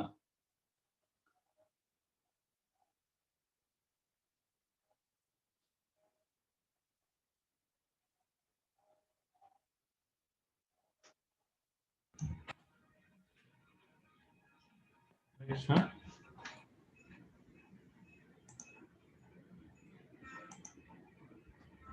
ಅದಕ್ಕೆ ಅನ್ಮ್ಯೂಟ್ ಮಾಡಿದ್ದೀನಿ. ಹರೇ ಕೃಷ್ಣ ಪ್ರಭು, we are not able to hear you.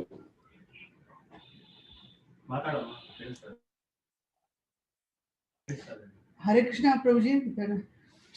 Hare Krishna ಪ್ರಭುಜಿ, ಕೇಳಿಸ್ತಾ ಇದೆಯಾ? ಹಾ, ಇವಾಗ ಕೇಳಿಸ್ತಾ ಇದೆ. ಹೇಳಿ ಮಾತಾಜಿ. ಹರೇ ಕೃಷ್ಣ. ಹರೇ ಕೃಷ್ಣ. ಧನ್ಯವಾದಗಳು ಪ್ರಭು, ತುಂಬಾ ಚೆನ್ನಾಗಿತ್ತು.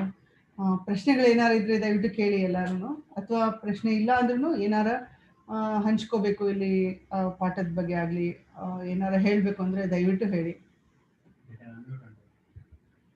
ನೀವೇ ಅನ್ಮ್ಯೂಟ್ ಮಾಡ್ಕೋಬಹುದು, ನಿಮ್ಮ ಧ್ವನಿ ಕೇಳಕ್ಕಾಗತ್ತೆ.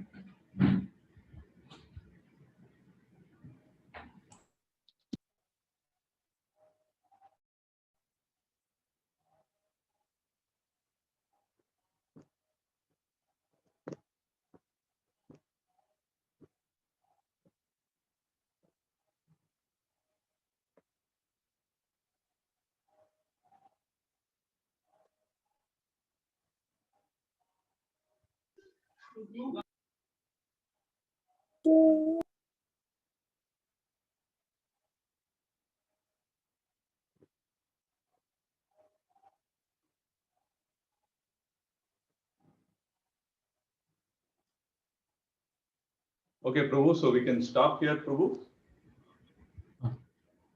ಹರೇ ಕೃಷ್ಣ ಪ್ರಭು, ಯಾರು ಕೇಳ್ತಾ ಇಲ್ಲ, ಸೊ ವಿಲ್ ಸ್ಟಾಪ್ ಹಿಯರ್. ಪ್ರಶ್ನೆ ಇಲ್ಲ ಅಂದ್ರೆ ಎರಡೇ ಕನ್ಕ್ಲೂಷನ್, ಒಂದು ಎಲ್ಲ ಅರ್ಥ ಆಗಿರ್ಬೇಕು, ಇಲ್ಲ ಅಂದ್ರೆ ಏನು ಅರ್ಥ ಆಗಿರ್ಬೇಕು. ಸೊ ಓಕೆ ಪ್ರಭುಜಿ. Okay, okay, thank you. ಗ್ರಂಥರಾಜ್ ಶ್ರೀಮದ್ ಭಗವದ್ಗೀತಾ ಕಿ ಜೈ. ಜೈ. ಪ್ರಭುಪಾದ ಕಿ ಜೈ. ಗುರುದೇವ್ ಕಿ ಜೈ. ಜೈ. वाञ्छाकल्पतरुभ्यश्च कृपा सिन्धुभ्येव पतितानां पावनेभ्यो वैष्णवेभ्यो नमो नमः। अनन्तकोटि वैष्णववृन्द की जय।